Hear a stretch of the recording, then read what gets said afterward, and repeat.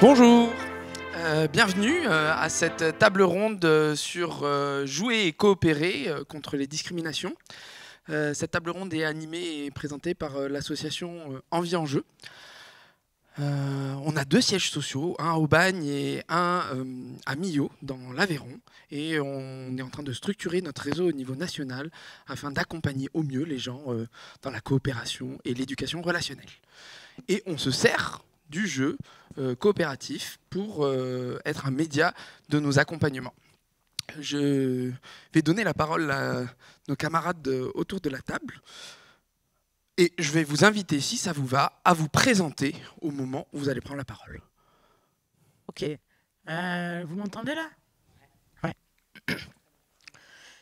Donc moi je m'appelle Chloé Di Cintio.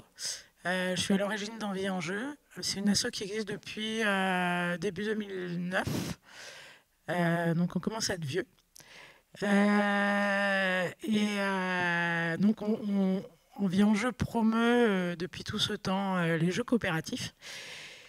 Et donc à un moment on s'est intéressé à l'histoire du jeu coopératif. Du coup, je vous fais une petite présentation de ce que j'ai découvert en m'intéressant à cette histoire-là. Et puis, je compléterai sur les activités proposées par l'asso et son engagement à la fin de ma prise de parole. Du coup, les jeux coopératifs, en fait, ils ont été découverts par des ethnologues dans les années 50 qui ont été extrêmement surpris et étonnés de réaliser que des tribus jouaient à s'entraider. Ce qui était un petit peu aux antipodes de l'idée qu'on avait du jeu en Occident. Et aujourd'hui encore, on a tendance à penser que pour jouer, il faut une dimension compétitive, il faut un gagnant, un perdant, etc. Ces découvertes dans les années 50, elles ont été reprises dans les années 70 par 2 courants. Un courant plutôt issu de la contre-culture américaine. Donc, vous voyez, on est dans l'univers beatnik, hippie, sur la côte californienne dans les années 70. Et au moment de la guerre du Vietnam, du mouvement pour les droits civiques, etc., des personnes portent les jeux coopératifs.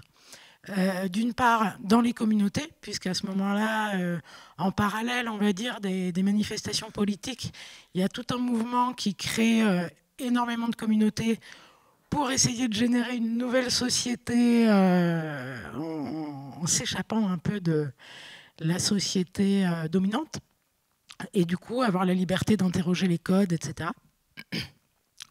Donc dans ces communautés, il y a un monsieur qui s'appelle Stewart Brent et qui fait le tour des communautés avec un catalogue de do-it-yourself sous le bras, et il anime également énormément de jeux coopératifs. C'est des jeux coopératifs qui ont pour but de faire jouer des dizaines, voire des centaines de joueurs en simultané. Et du coup, son initiative a donné lieu à la New Games Foundation. Donc ils vont à un moment être plusieurs à proposer ces jeux à nombreux. Et ils vont les porter dans l'espace public avec une idée de dire, en fait, au lieu de faire simplement des die-in ou des sit-in, on pourrait faire du play-in. Parce que finalement, est-ce que ce n'est pas un message politique que de faire se rencontrer des personnes d'âge, de catégories socio-professionnelles, etc., différentes, de les faire jouer ensemble et de manifester de la joie dans l'espace public? Donc de créer nos propres codes, de créer nos modalités de rencontre et de prendre plaisir tous ensemble. Donc voilà, il y avait une intention politique derrière.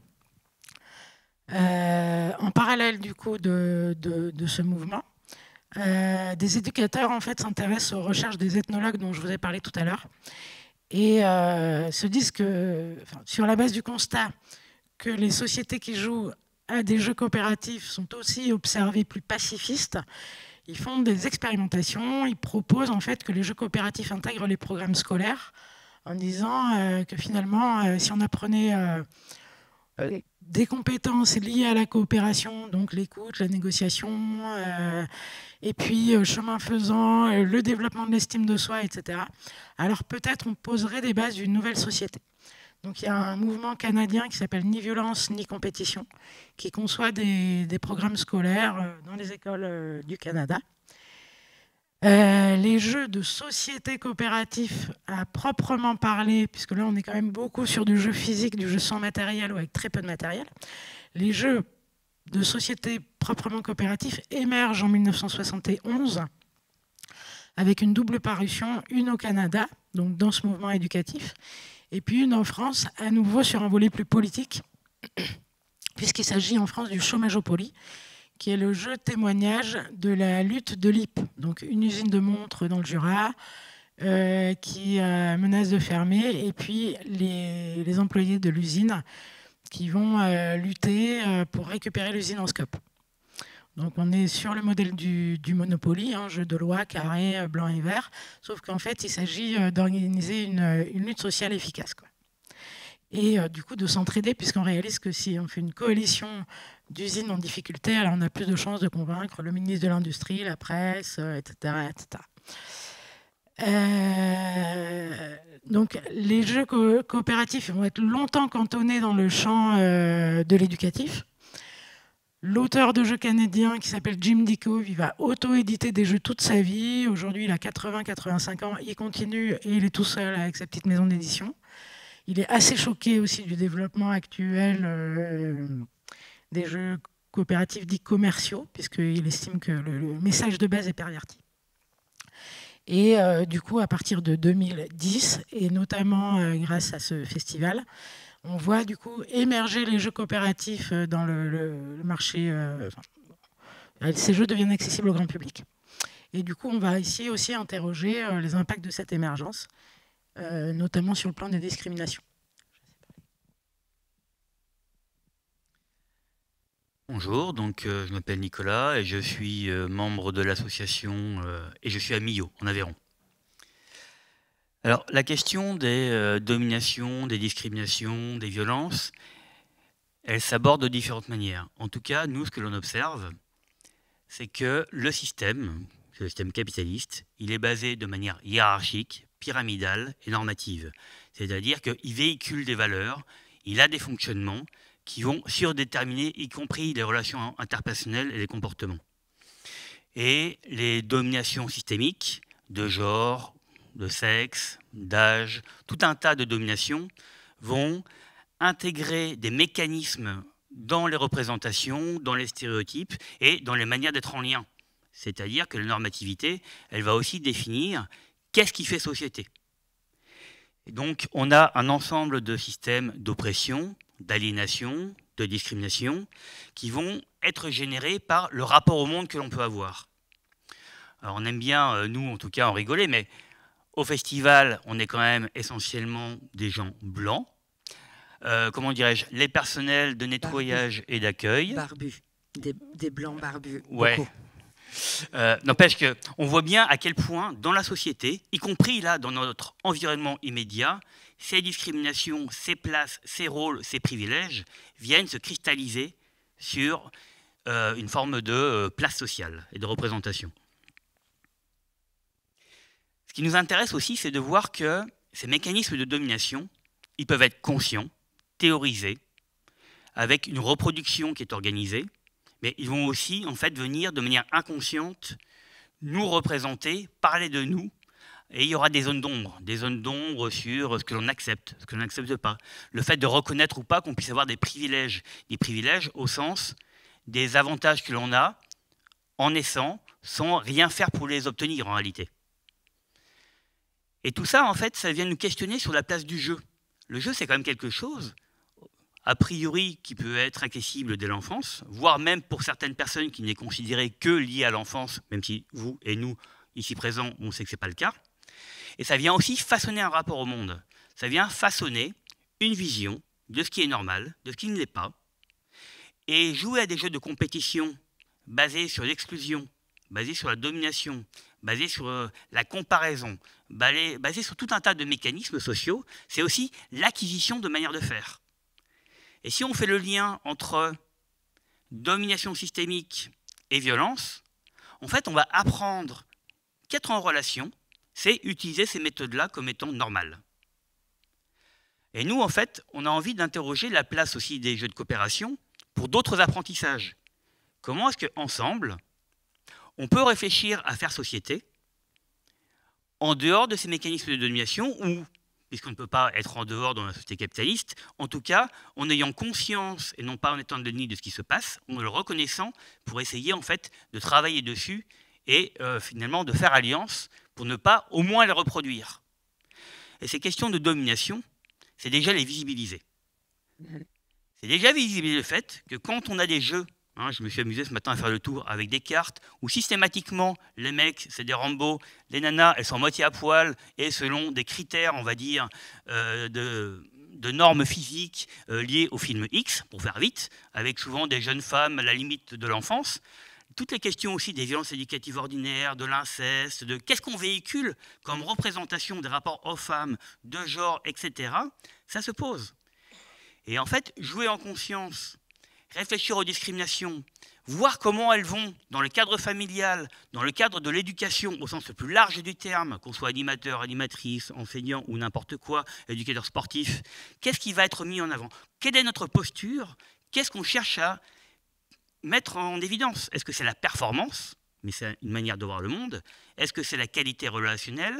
Est-ce que ce qui compte, ça va être le résultat, le fait de gagner? Est-ce qui compte, ça va être le fait de s'entraider? Est-ce qui compte, ça va être l'expérimentation? Et le dépassement, il peut être contre les autres, mais il peut être aussi grâce et avec les autres.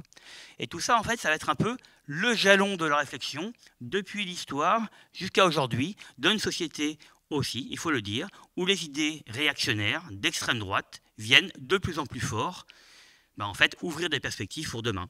Donc, est-ce que le jeu aussi, aujourd'hui, peut être une occasion d'apprendre à résister contre, on va dire, des idées d'extrême droite réactionnaires, racistes, sexistes, etc., etc.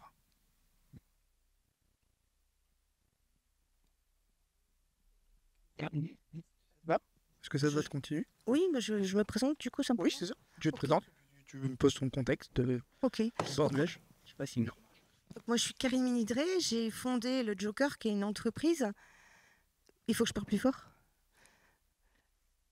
Oui, donc j'ai créé le Joker il y a 16 ans maintenant. C'est une petite entreprise qui utilise le jeu comme vecteur de rencontre et d'interaction entre individus.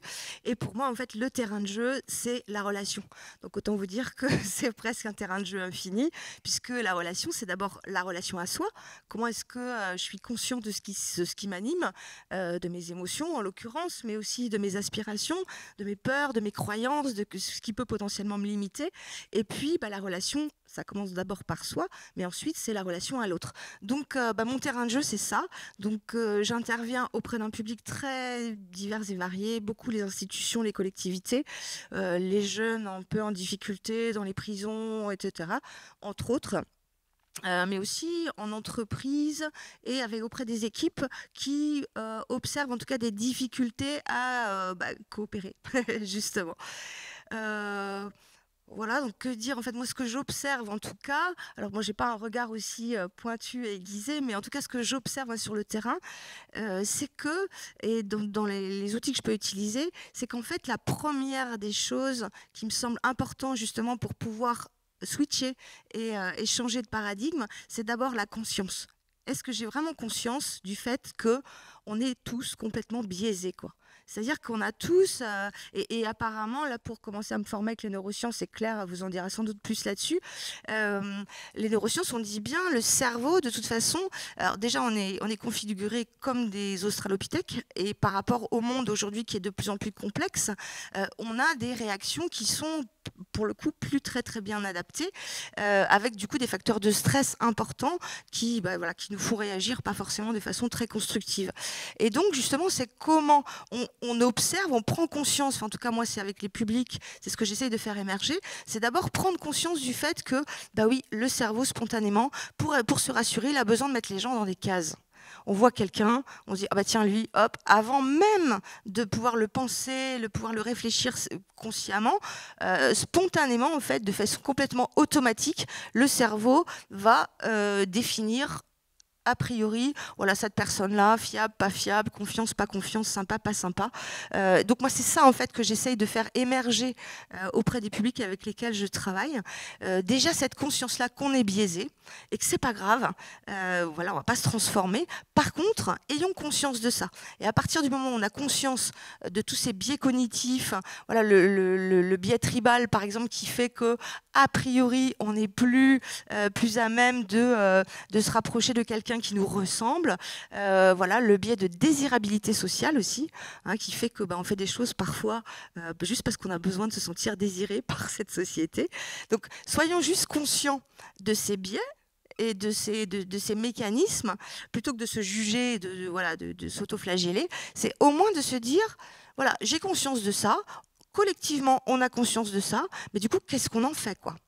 Et comment, par exemple, dans les processus décisionnels, bon, alors là, on ne parle pas du recrutement, mais typiquement, c'est un des endroits où ça se joue le plus, mais dans les systèmes aussi, dans les entreprises, comment on fait justement, à partir de cette conscience-là, que notre cerveau est biaisé, qu'on a des tendances justement à... Bon, on est farci de stéréotypes, de clichés et de préjugés. Sachant ça, comment on s'organise collectivement, et là on rejoint la question de la coopération, comment on s'organise collectivement pour court-circuiter justement ces biais et ces modes de réaction de pilotage automatique. Comment on reprend les commandes de notre cerveau. Voilà.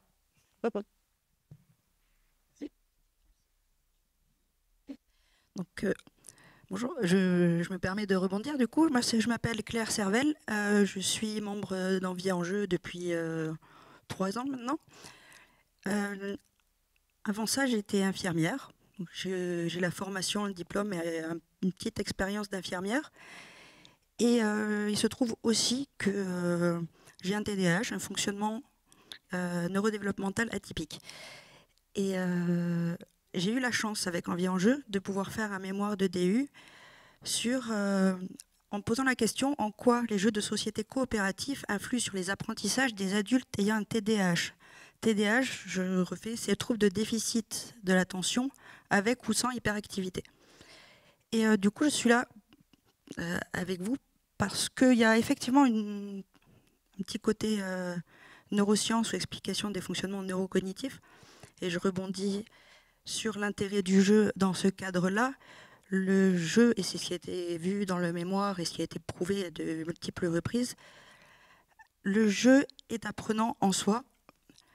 Il est apprenant au niveau fonction exécutive et en particulier le jeu de société coopératif au niveau affectif et au niveau habileté psychosociale.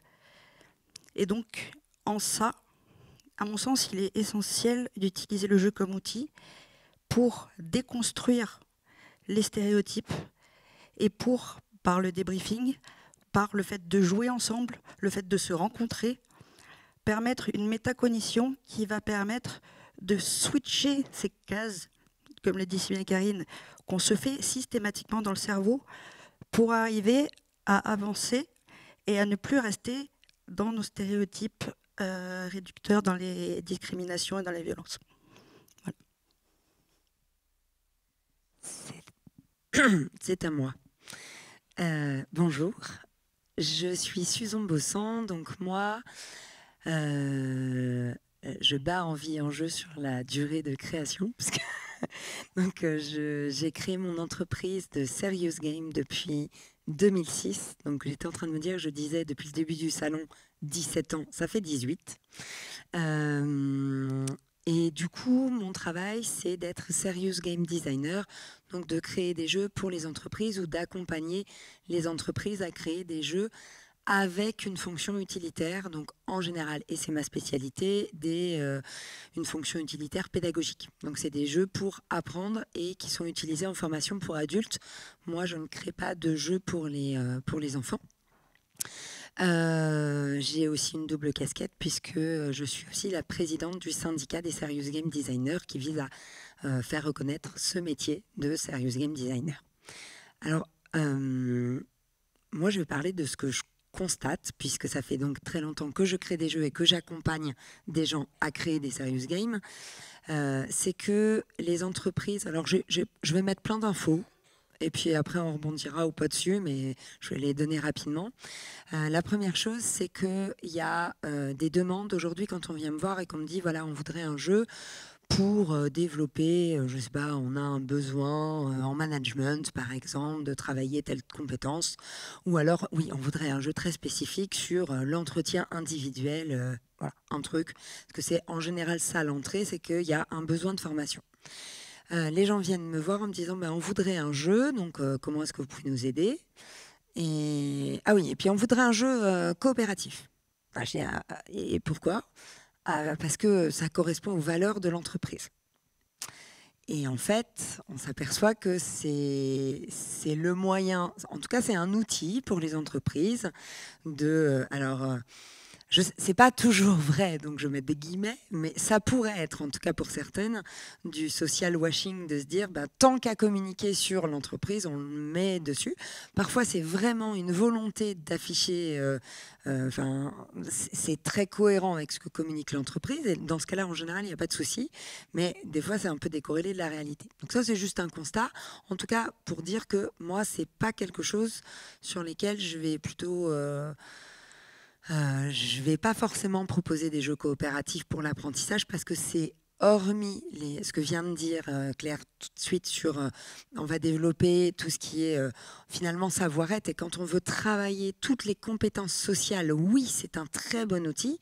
Quand en revanche on veut travailler l'entretien individuel, bon, c'est peut-être pas un bon exemple celui-là, mais en tout cas, si je veux apprendre à peindre un mur, peut-être que c'est pas le meilleur outil de travailler sur un jeu coopératif, parce que on va demander aux gens, aux participantes et aux participants, de travailler leurs compétences sociales qui sont pas toujours très acquises, en plus de travailler la compétence qu'on cherche à développer, qui est la peinture sur le mur. Donc souvent, finalement, on va pas dans cet angle-là, on prend un angle qui est plutôt connu, où ils sont confortables, et on va vraiment pouvoir aller travailler la compétence recherchée au niveau pédagogique. Donc ça, premier élément. Deuxième élément, c'est un point sur lequel j'interviens beaucoup, c'est que le jeu, il a cette vocation sociale, sociétale plutôt que sociale, de véhiculer des messages qui sont complètement qui sont invisibles. Ce que disait, alors j'adore parce que j'ai appris que j'avais un biais tribal, j'aime Karine Minidré parce qu'on s'entend bien, parce qu'on a des lunettes super toutes les deux, et du coup c'est pour ça que j'ai des affinités, c'est ce biais tribal. En tout cas, je me dis que je passe très souvent ce message de attention, quand on crée un jeu, on ne va pas se focaliser que sur l'objectif qui est je reprends mon exemple de peindre le mur, ça doit pas faire oublier que le jeu, il est aussi un support de plein d'autres choses. Et souvent, mes clients ou les gens que j'accompagne, en fait, ont tendance ensemble à se focaliser sur ce qu'ils veulent transmettre, et en oubliant que quand ils mettent des personnages de l'entreprise, il faut que ces personnages, elles soient peut-être représentatives d'une diversité, qu'il doit y avoir qu'on puisse mettre des femmes à tous les postes, par exemple, si on garde ce côté-là, ou quand on décorèle et qu'on met un univers complètement différent. Je prenais l'exemple quand on en a échangé ce matin, je prenais l'exemple d'extraterrestres. Si on crée un jeu complètement décalé, les extraterrestres, c'est bien qu'ils soient peut-être non genrés, pour que chacun puisse s'identifier, et que effectivement, si je fais un truc qui ressemble à une plante un peu extraterrestre, au moins j'ai pas cette représentation et cette projection dans un personnage qui soit est moi, soit n'est pas moi, mais voilà. Donc tous ces angles et tout ce qu'on peut projeter dans le jeu, c'est des questions, et en tout cas c'est une responsabilité qu'on a, nous, quand on conçoit des jeux et quand on les propose, de se poser les questions et d'aider peut-être à avoir cet esprit critique sur qu'est-ce qu'on met dedans et pourquoi on le met et qu'est-ce qu'on porte. Oui.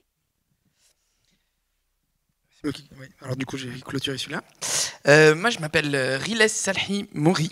Je suis Envie en jeu. Je suis administrateur de Envie en jeu. Et par mon intention et par mon activité dans la vie ou mon investissement et mon engagement au service de l'émancipation, j'aimais bien à l'époque commencer mes prises de parole publiques par on existe dans un contexte et dans une société et elle n'est pas neutre. Et aujourd'hui, on existe dans cette société, en France, dans un système capitaliste, colonial, raciste, patriarcal, psychophobe. Et il m'en manque un. J'en oublie un. Ah, j'en oublie un. C'est comme les 7 nains. Ouais.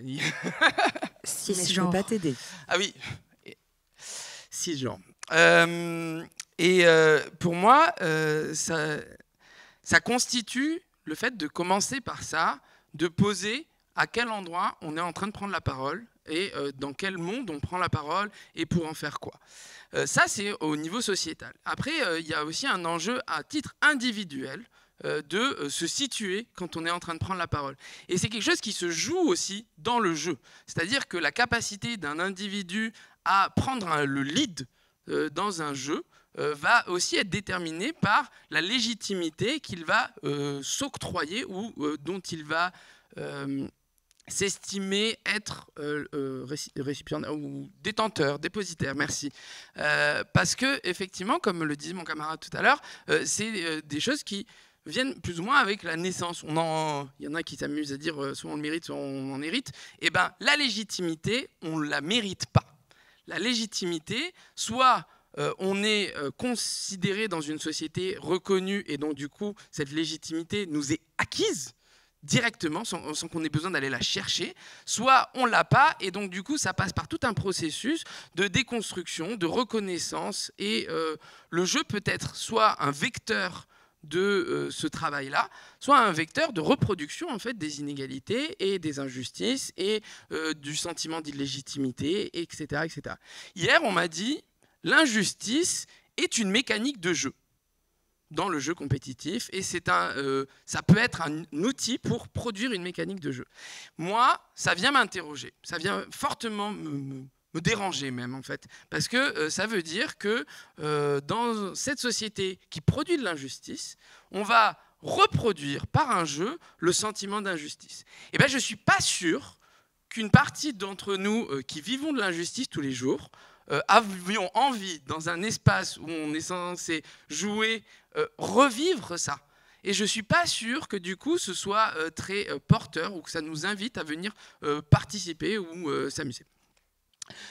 La question de la représentativité sur les cartes n'a pas été ciblée par mon camarade, mais sur les 3 humanoïdes qu'on voit sur la carte, il n'y a pas une seule personne dite de couleur. En tout cas, les non-blancs ne sont pas représentés.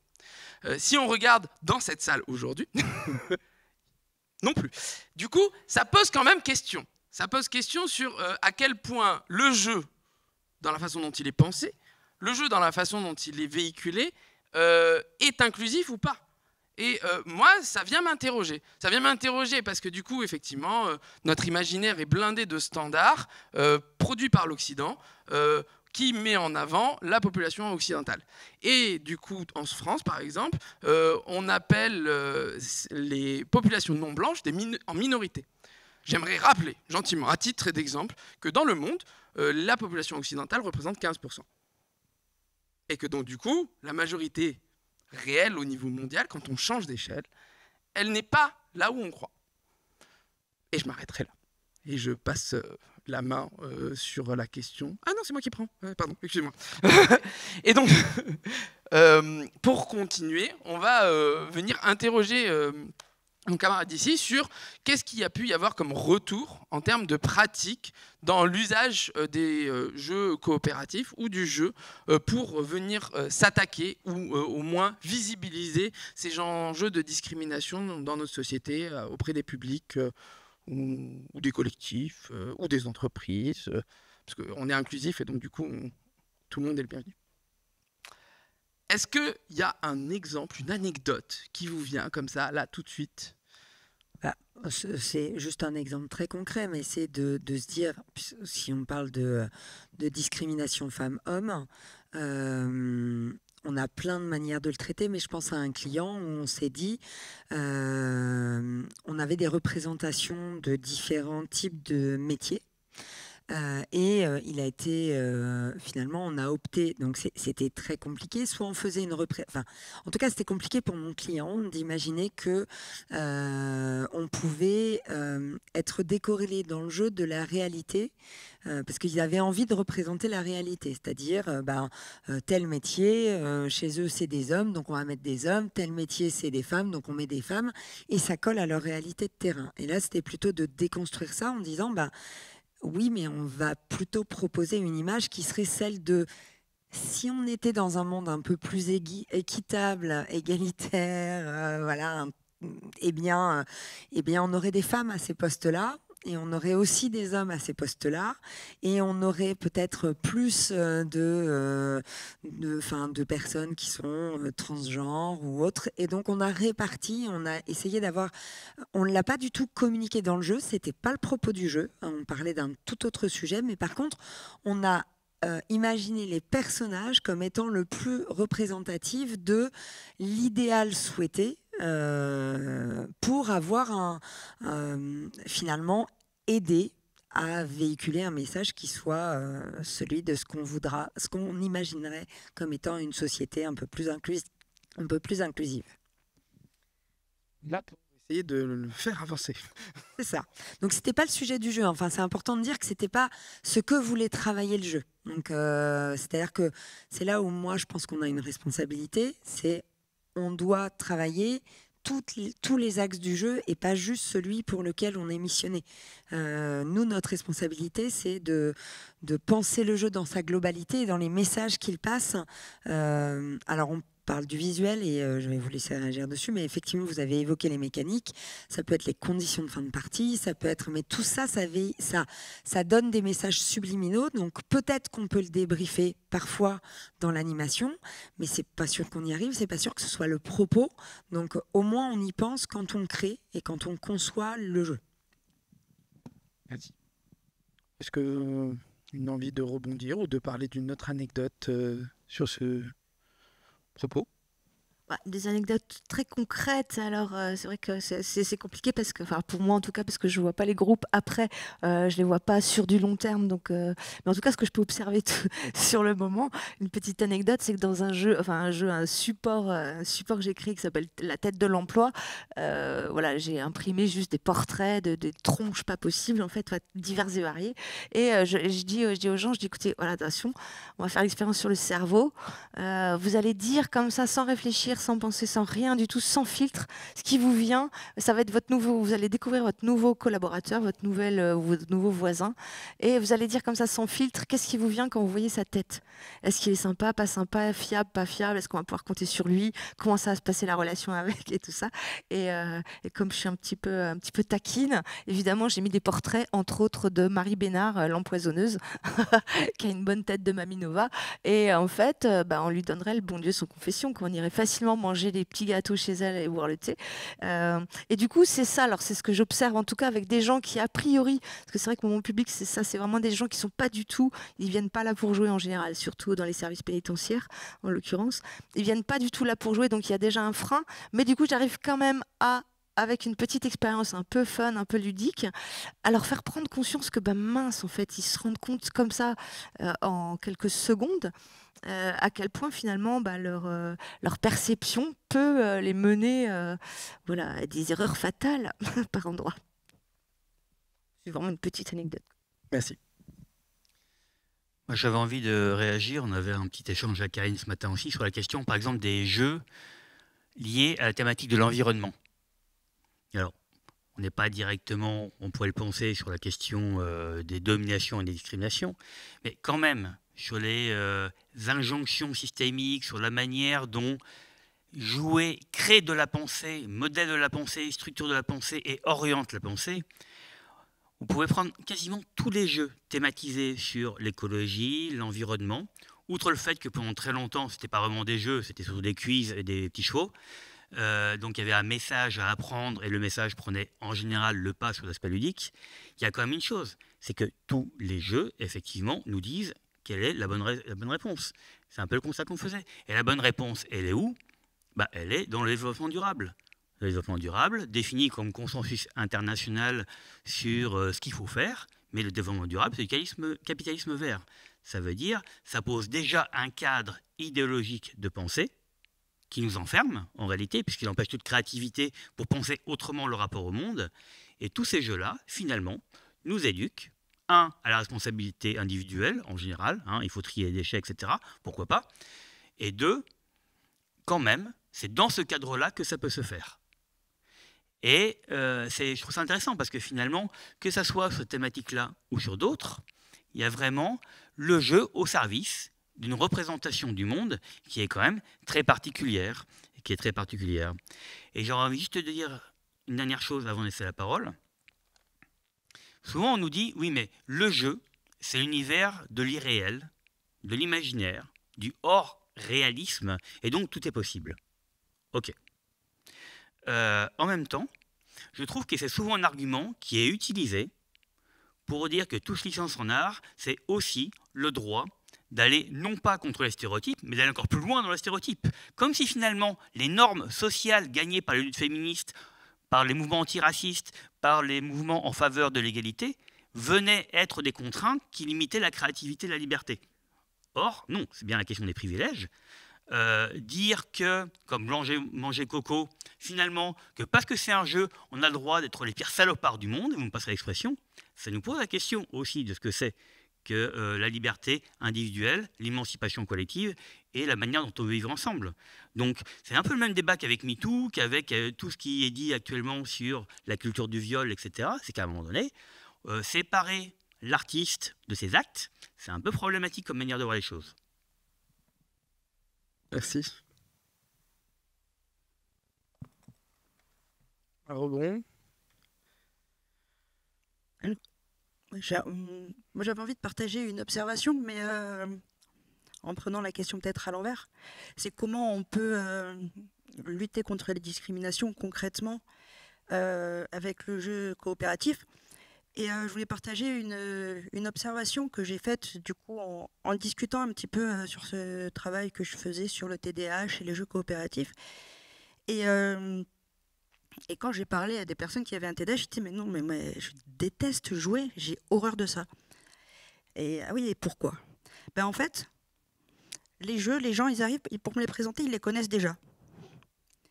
Ils m'expliquent les règles, avec mes soucis d'attention, je capte rien. Avec le côté impulsif, etc. J'arrive, on m'explique des règles, je comprends rien, je joue, je perds. Moi, les jeux, j'en ai marre. Et c'est là que je me suis questionnée, du coup, enfin, c'était déjà dans mon questionnement, et c'est là que j'ai vu un point central du jeu coopératif, quand je me dis, mais si on était tous ensemble à jouer, on perd tous ensemble ou on gagne tous ensemble. Ah, là, ça m'intéresse. Et là, j'ai pu tester déjà un petit peu avec des personnes, de voir ce qui se jouait.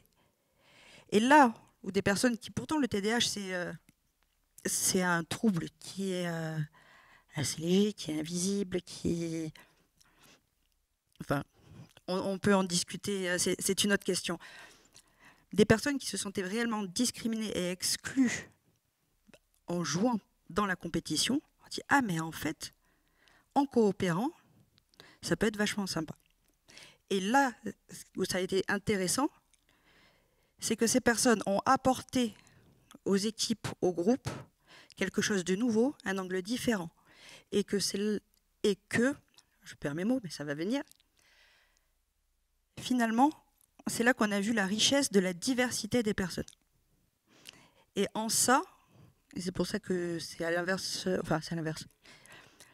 en ça, le jeu coopératif est un excellent vecteur, selon moi, de lutte contre les discriminations et les violences. Voilà. Petite... Alors, je vais réagir. Parce que moi, j'ai l'inverse.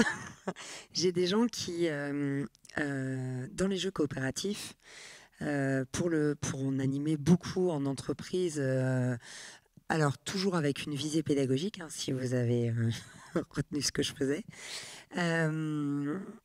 c'est un problème dans l'animation, notamment parce que ce qui se passe souvent, et c'est le cas aujourd'hui, on voit des serious escape games fleurir de partout. Et les gens n'étant pas forcément coutumiers de ce genre de jeu coopératif, ils se retrouvent dans une situation on leur a dit, ils sont en entreprise, donc on coopère. C'est l'injonction. Ils ne savent pas très bien faire. Donc du coup, ça donne... ou ils n'ont pas envie. Hein. Et ça donne, par exemple, si tu comprends moins vite, moi... Sur cette activité-là. Hein. Moi, j'ai été très vite, je suis habituée. Je vais t'expliquer une fois, je vais t'expliquer 2 fois, et puis au bout de 3 fois, quand même, ça va me gonfler. Donc, soit je vais te laisser à la traîne et je vais avancer, soit, en fait, moi, je vais ronger mon frein. Toi, tu vas pas forcément être très à l'aise non plus. Et en fait, ça crée des tensions, parce que ce qui manque, c'est... on se dit que c'est la solution, et ce qui manque, c'est une éducation à ça. C'est-à-dire qu'on n'arrive pas... Non, mais... c'est juste que on ne sait pas tout de suite comment faire, comment jouer à ce type de jeu. C'est pas, si on n'a pas ces compétences sociales, ça nous manque. Vas-y, on peut s'interrompre. Hein. Tu as le droit. Bah oui, pour moi, c'est en lien aussi avec ce qui a été dit avant. En fait, qu'est-ce qu'on apprend depuis notre plus jeune âge? On apprend que... alors après, c'est un peu caricatural, mais j'aime bien le dire quand même. S'entraider à l'école, c'est de la triche et c'est puni.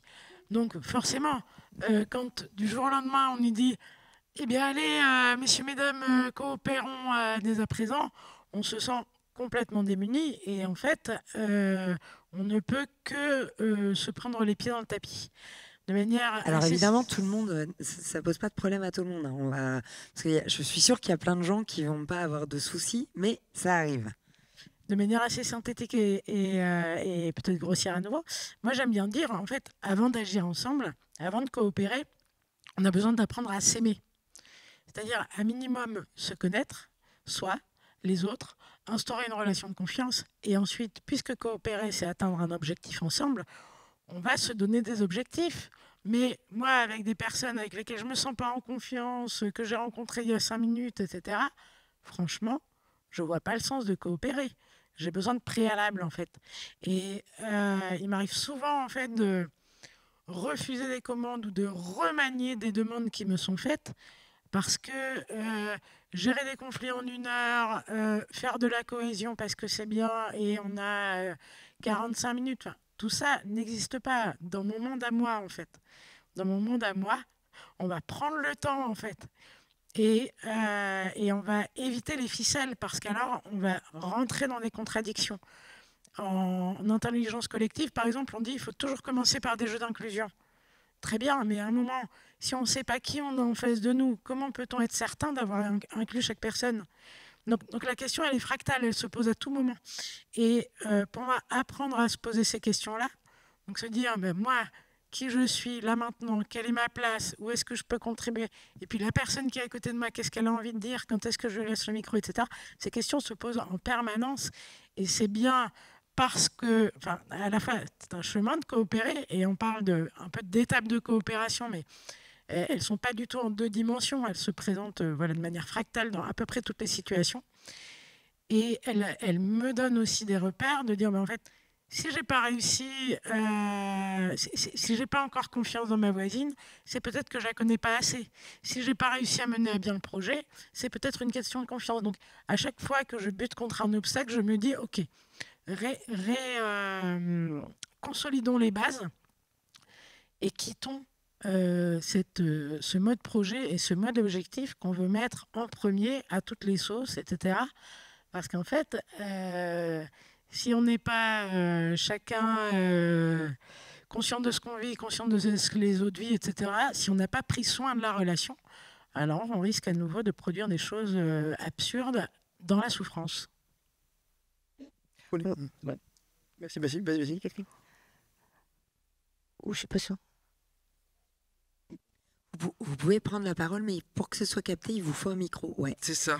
Donc on va peut-être faire passer. Mais Vas-y, mais si Ah, c'est juste- ok, Juste pour rebondir Voilà. avant que tu poses la question sur ce que tu disais, Chloé, effectivement, et moi, vraiment, la notion de congruence aussi, nous, en tant qu'adultes, qu'est-ce qu'on donne à voir aux gamins? C'est ça.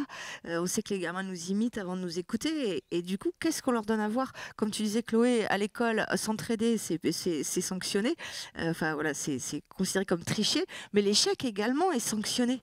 Je veux dire, tu t'es planté à ton devoir de maths, tu as une mauvaise note, ben voilà, tu es sanctionné par une mauvaise note. Alors qu'en fait, l'échec, c'est un terreau hyper fertile pour apprendre. Et si on se disait enfin, mais chouette, tu t'es planté, qu'est-ce que c'est cool, parce que justement, on va pouvoir apprendre à déconstruire. Donc, ce que je veux dire, en fait, là, c'est comment, et je crois que moi, c'est le cœur du boulot, avant même d'être dans la pratique ludique, c'est de créer ce climat de sécurité psychologique. Là, aujourd'hui, les neurosciences, ouais. Et les neurosciences nous disent bien aujourd'hui en fait qu'il n'y a pas de coopération, il n'y a pas d'échange vrai, il n'y a pas de comment dire de performance collective s'il n'y a pas avant tout un climat de sécurité psychologique. Et la sécurité psychologique, elle commence par le fait de pouvoir chacun s'exprimer pleinement, en tout cas avoir l'espace pour s'exprimer pleinement. Ils observent en tout cas que ça consomme de la bande passante mentale, de cacher quelque chose de soi. Par exemple, quelqu'un dans une équipe où on constaterait des cas d'homophobie, où ce serait un peu latent, quelqu'un qui serait obligé de cacher son homosexualité, par exemple, ça lui consomme de la bande passante mentale, de la charge mentale en fait qui est complètement inutile. Et la possibilité aussi de montrer sa vulnérabilité, c'est-à-dire sans risque d'être embêté, la possibilité aussi de pouvoir demander aux autres sans conséquence.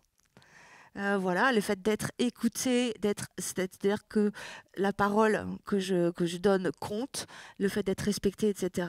Voilà, tous ces facteurs-là, en fait, en tout cas, c'est là-dessus que je travaille dans un premier temps avec les groupes, alors avec des petits formats ludiques, mais avant de commencer vraiment à jouer, pour moi, le cœur du travail, justement, sur la relation, pour être dans un esprit d'ouverture à l'autre, c'est d'abord vraiment installer ce climat de sécurité psychologique. Merci. Oui, pardon du coup d'interrompre. En fait, c'est parce que ça, ce que la personne avant expliquait par rapport au fait de réussir à mettre une collaboration entre des personnes qui n'ont pas forcément l'habitude de fonctionner sur ce modèle.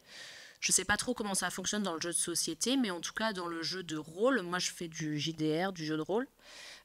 C'est la mission en fait du maître du jeu qui est normalement formé et apte à mettre une ambiance de sécurité émotionnelle pour que chacun puisse s'exprimer.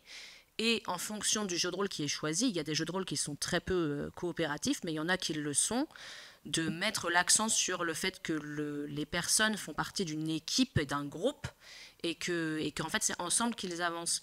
Et du coup, je ne sais pas comment ça fonctionne dans le jeu de société, mais je me dis que s'il y a un animateur ou une personne qui est en charge un petit peu de la partie, ça pourrait être peut-être son rôle que de dire attention, regardez, là on est là pour s'écouter, là on est là pour que justement un tel puisse s'exprimer ou pour trouver ensemble une solution concrète à cette énigme pour débloquer la porte suivante. Et enfin voilà, juste, je sais pas comment ça marche dans le jeu de société, mais dans le jeu de rôle, c'est vraiment le travail du maître du jeu normalement de guider dans cette direction. En fait, il y a deux, je me permets, il y a en tout cas, je vais parler pour les serious games, donc les jeux qui sont joués en entreprise. Il y a deux grands types de jeux. Il y a les jeux qu'on dit autoportés et qui sont des jeux qui vont être mis à disposition, mais où il n'y aura pas de médiation. Il n'y aura pas d'animateur et d'animatrice. Et là, du coup, si c'est ce type de jeu, on n'a personne pour réguler. Et puis, il y a deuxième type de jeu, ceux qui sont les plus fréquents, en tout cas dans la formation, sont des jeux où il y a une formatrice ou un formateur qui est là et qui anime. Et là, on a le même rôle que celui que tu évoques, c'est-à-dire que, et ça c'est, moi c'est 100% de mes formations, on passe un temps énorme et les gens ne comprennent pas, mais en fait, la base c'est on pose ce cadre de sécurité et au début qui va nous permettre d'animer sereinement toutes nos activités, y compris les jeux. Parce qu'on ne fait pas que des jeux, donc y compris des jeux dans la formation. Si on ne pose pas ce cadre, il est illusoire de se dire que le jeu en tant que tel permet de s'autoriser, de casser, c'est l'année, il faut le dire, de casser les codes et de, et de se dire, bah voilà, je m'autorise à changer l'image qu'on a de moi d'habitude, je vais révéler... Non, en fait, clairement, ça ne crée pas la sécurité. Ça aide à la maintenir, mais c'est le formateur ou la formatrice qui le fait. Mais tous les jeux ne sont pas autoportés. Donc, et tous les formateurs et formatrices ne sont pas formés correctement à mettre ce cadre. Ça, il y a un travail. Clairement, il y a un travail à faire pour les animateurs. Et pour compléter ce que dit Susan, justement, pour les jeux qui sont en roue libre, alors je sais pas, tu dis pas autoporté. Voilà. Justement, c'est aussi tout le talent, à mon avis, du designer, du créateur, que d'installer dans la mécanique ludique, ou en tout cas dans le processus de jeu, justement, des mécaniques ou des rituels ou des choses comme ça, qui vont éviter des dérapages, ou en tout cas participer à l'installation du climat. Mais ils ne peuvent pas tout porter, malgré tout. Néanmoins, si on prend un jeu comme Alice is Missing, où il y a eu vraiment la question donc Dory Games, où ils ont vraiment eu la question de... Ils savaient que c'était tendu, donc il y a il y a toute une partie des règles qui sont consacrées à poser ce climat de confiance, à instaurer...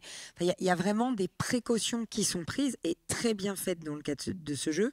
D'ailleurs, c'est pour ça qu'il a été récompensé. Donc voilà, en tout cas, on peut faire le maximum, mais on ne pourra jamais garantir. On le garantit plus sereinement quand on est là, quoi. Il y a Nico, moi et Claire. Et après, on donnera avec les doigts. Hein, ouais. J'avais pas vu.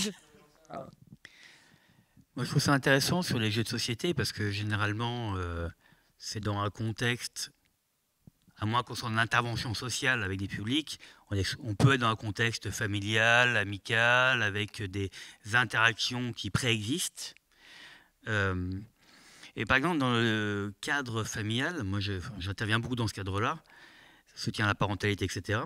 Il y a vraiment, typiquement, la facilité que l'on peut avoir par ces stéréotypes et ces intériorisations des systèmes de discrimination de domination adulte.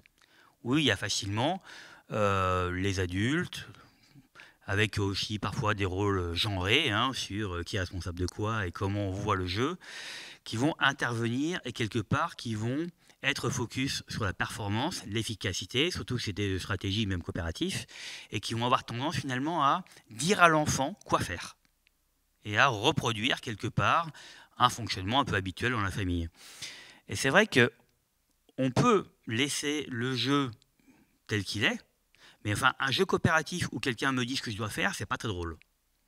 Et par contre, en tant qu'accompagnant, on peut effectivement intervenir de manière très ouverte, non jugeante, juste en redonnant la place, par exemple, à l'enfant. Ok, et toi, qu'est-ce que tu en penses? Ou proposer quelque chose du style, moi je propose que ce soit à celui ou à celle de jouer, de faire la première proposition, quitte à ce qu'on en discute après. Mais ça peut être aussi, interrogé par des questions ouvertes, finalement, c'est quoi l'intention? C'est de gagner, c'est de passer un moment agréable, qu'est-ce qu'on veut faire? Et nous, si on accompagne ça, la clarté de nos intentions, de ce que l'on attend de cette expérimentation, et surtout le débriefing qu'on va faire derrière sur qu'est-ce qui a été agréable, désagréable dans la partie, qu'est-ce que l'on pourrait changer si on devait le revivre pour que tout le monde puisse se sentir inclus, reconnu, etc. Là, ça vient mettre de la conscience de manière très ouverte et soutenante, et non pas jugeante, parce que ça va refermer les gens, et ils vont dire, écoute, elle va vous faire voir, quoi. Donc je pense que notre posture, elle surdétermine aussi, finalement, le fait d'ouvrir. Mais c'est vrai aussi pour finalement de l'intervention sociale de rue, avec des grands gens de bois coopératifs ou n'importe quoi, c'est la capacité simplement, parfois, de renvoyer, de mettre en mots des observations sur les dynamiques et les interactions, pour venir les interroger de manière ouverte. Ok, je prends.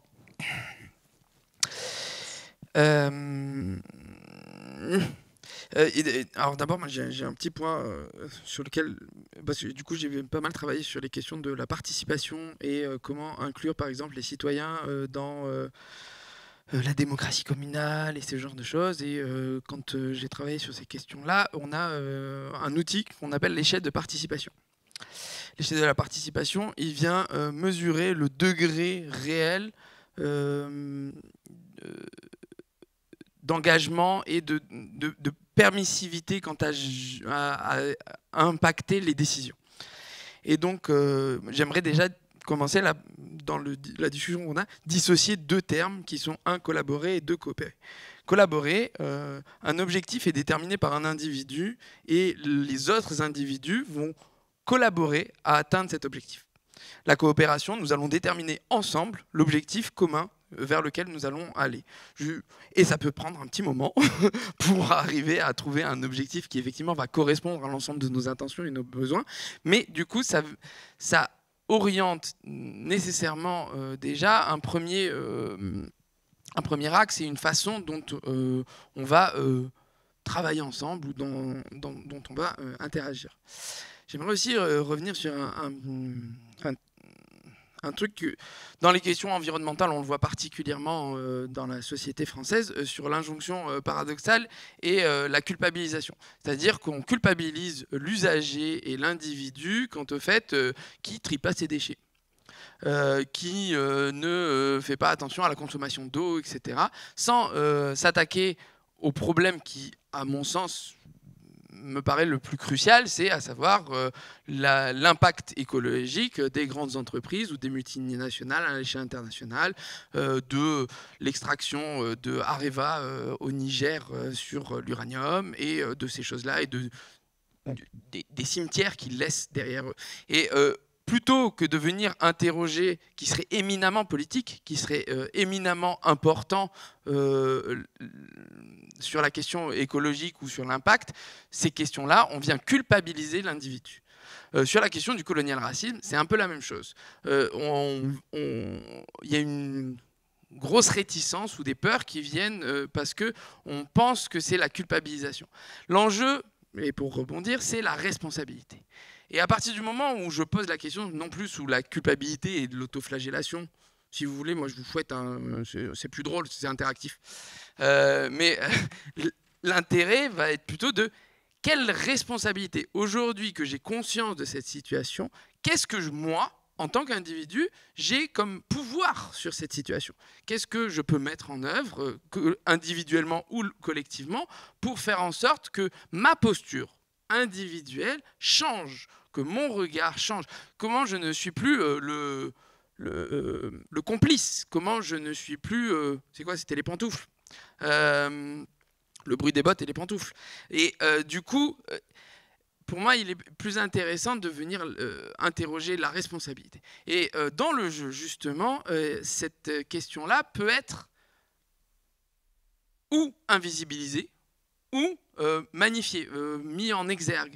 Et dans les enjeux de coopération, on peut effectivement soit invisibiliser les systèmes de domination qui vont se jouer dans un groupe, soit se servir de ça pour dire, bon, bah alors, qu'est-ce qui s'est passé effectivement dans les débriefs comme interaction. Et puis, bon, bah, moi, j'ai produit une interaction qui n'était pas satisfaisante pour moi et qui n'était pas satisfaisante pour l'autre, etc. Et maintenant que j'en suis conscient, pour rebondir, qu'est-ce que je peux faire pour faire changer ça? Et je peux peut-être interroger l'autre, il va peut-être me donner une piste sur qu'est-ce qui va lui permettre à lui de se sentir, ou à elle, de se sentir plus satisfaite de l'interaction qu'on a pu avoir.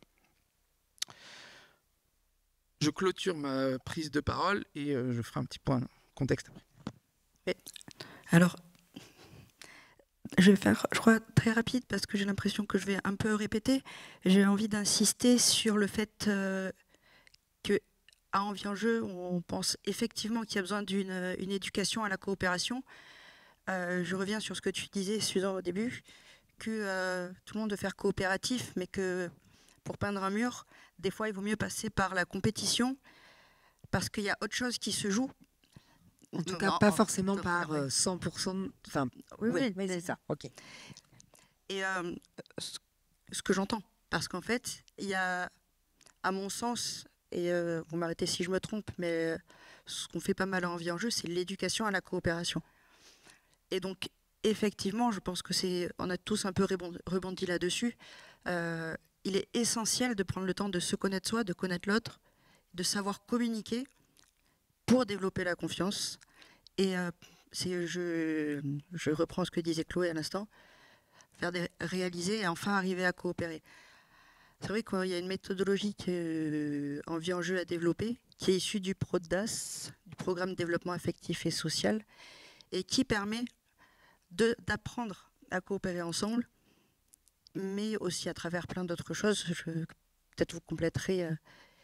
Et non, la coopération n'est pas évidente, non, la coopération n'est pas innée.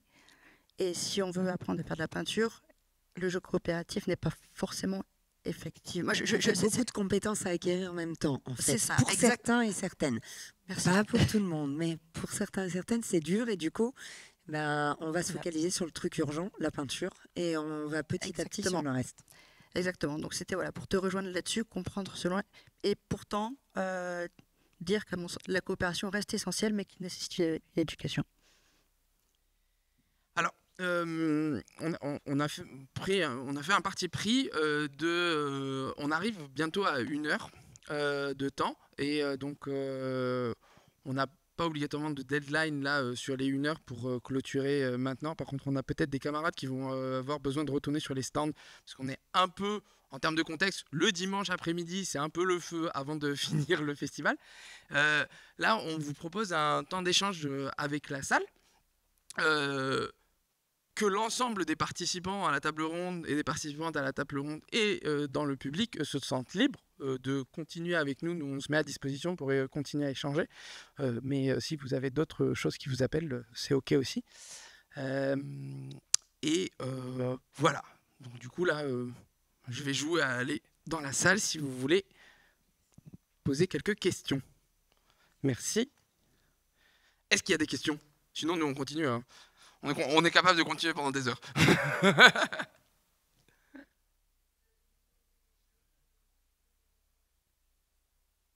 Qui parle des jeux?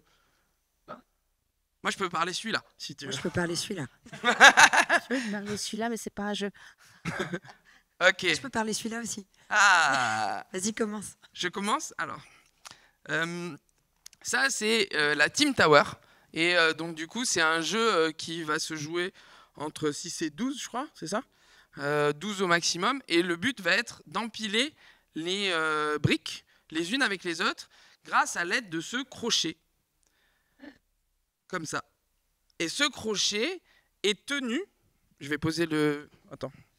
Alors, pendant qu'il pose le micro, du coup, j'en profite pour dire qu'il a un deuxième nom, qui est la tour de Froebel. Si vous le connaissez peut-être sous ce nom-là. Et ce crochet, du coup, va être maintenu par 6 à 12 personnes. Non, on peut faire un 4, mais c'est chaud. 6 à 12 personnes qui vont devoir coopérer pour guider ce que je vais appeler le crochet ou l'hameçon, pour les attraper, pour les mettre les unes sur les autres. J'adore animer ce jeu, parce que vraiment, il vient matérialiser, y compris ce que je disais en début d'intervention sur les questions de est-ce que je me sens légitime à prendre la parole? Est-ce que je me sens légitime à prendre le lead? Est-ce que je me sens légitime à questionner les autres? Est-ce que je me sens légitime à ne pas prendre le lead? Et il y a plein de choses comme ça. Voilà pour celui-là. Si vous avez envie de présenter d'autres jeux. Tu fais ça tellement bien. C'est ça, tout seul c'est vachement plus facile de faire société. Oui. Moi je veux bien parler d'un jeu que j'utilise juste en face de toi là, Magic Rabbit, qui est un des jeux dont je parle énormément dans mes formations. Tu peux citer l'auteur s'il te plaît, parce que je ne l'ai pas sous les yeux. Et ils sont 4, hein. Ils sont 4 mais je ne les connais pas par cœur. Un jeu de Julie Dutoit, Romaric Gallonnier, Ludovic Simonet et Cécile Ziegler, illustré par Jonathan Auconte. Voilà, parce que je rappelle qu'il est important de citer les auteurs, les autrices, les illustrateurs et les illustratrices. Parce que les jeux, c'est important dans la chaîne de valeur et dans l'objet culturel que sont les jeux. Petit message en passant.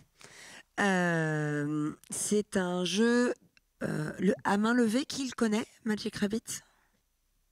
Ah ouais, là ouais, mais ok. Donc, bravo à la seule main levée. Donc, j'explique. Magic Rabbit, c'est un jeu où l'on va chercher en équipe. On est assistant d'un magicien et on va aider ce magicien à trier. Il est un peu brouillon, ce magicien. Et il a mélangé ses chapeaux et ses lapins. Donc nous, on a 2 minutes 30 avec un sablier pour trier les chapeaux et dans le bon ordre et mettre les bons lapins dans les bons chapeaux. Donc le chapeau numéro 1, le lapin numéro 1, etc. par ordre croissant de 1 à 9. Évidemment, c'est un jeu sous contrainte, on n'a pas le droit de parler et on n'a le droit qu'à 3 actions, soit regarder, soit échanger 2 chapeaux, soit échanger la pile, chapeau, lapin, enfin voilà. C'est hyper simple, les règles s'expliquent en 1 minute.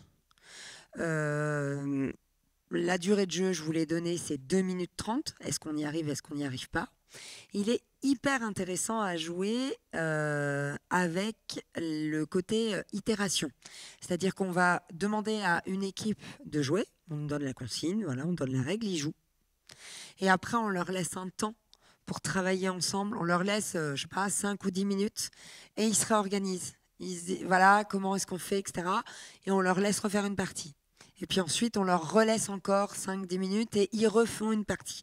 Et en fait, c'est eux qui vont trouver les moyens d'être plus efficaces et de finir par trouver un fonctionnement en fonction des points forts et des points faibles de chacun. Si j'ai pas trop de mémoire, ça va être très compliqué de retenir ce qu'ont fait les autres. Donc, on a des petites astuces. Il y a, dans le jeu, il y a des colombes.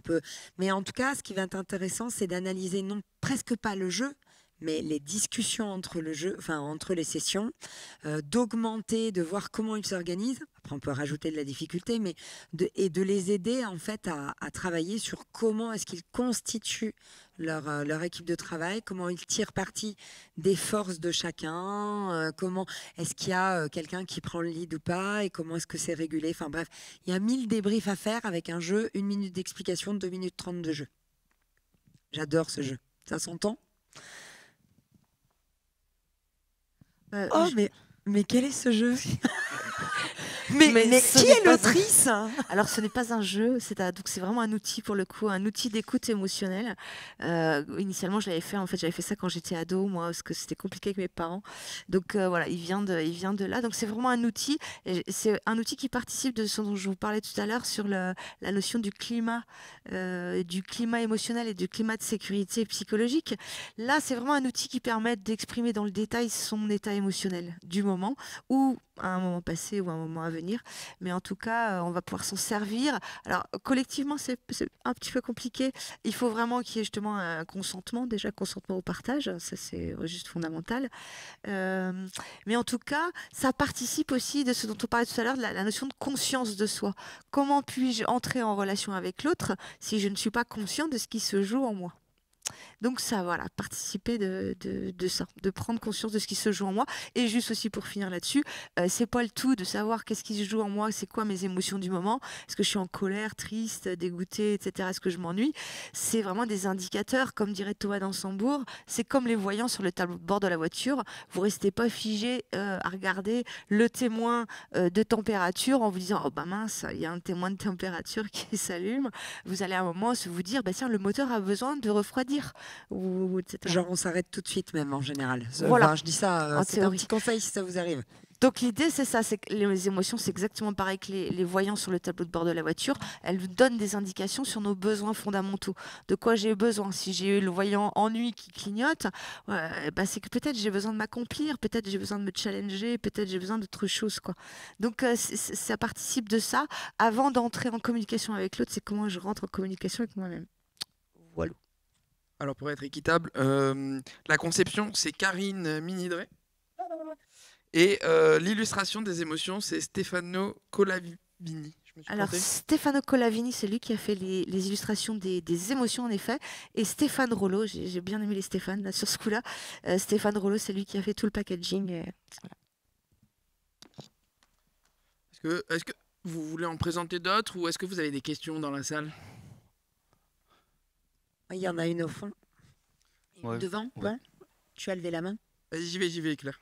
Je voulais juste te dire qu'en tout cas, on a mis un assortiment parmi beaucoup de jeux possibles, parce que depuis une dizaine d'années, il y a quand même énormément de jeux et d'outils qui émergent.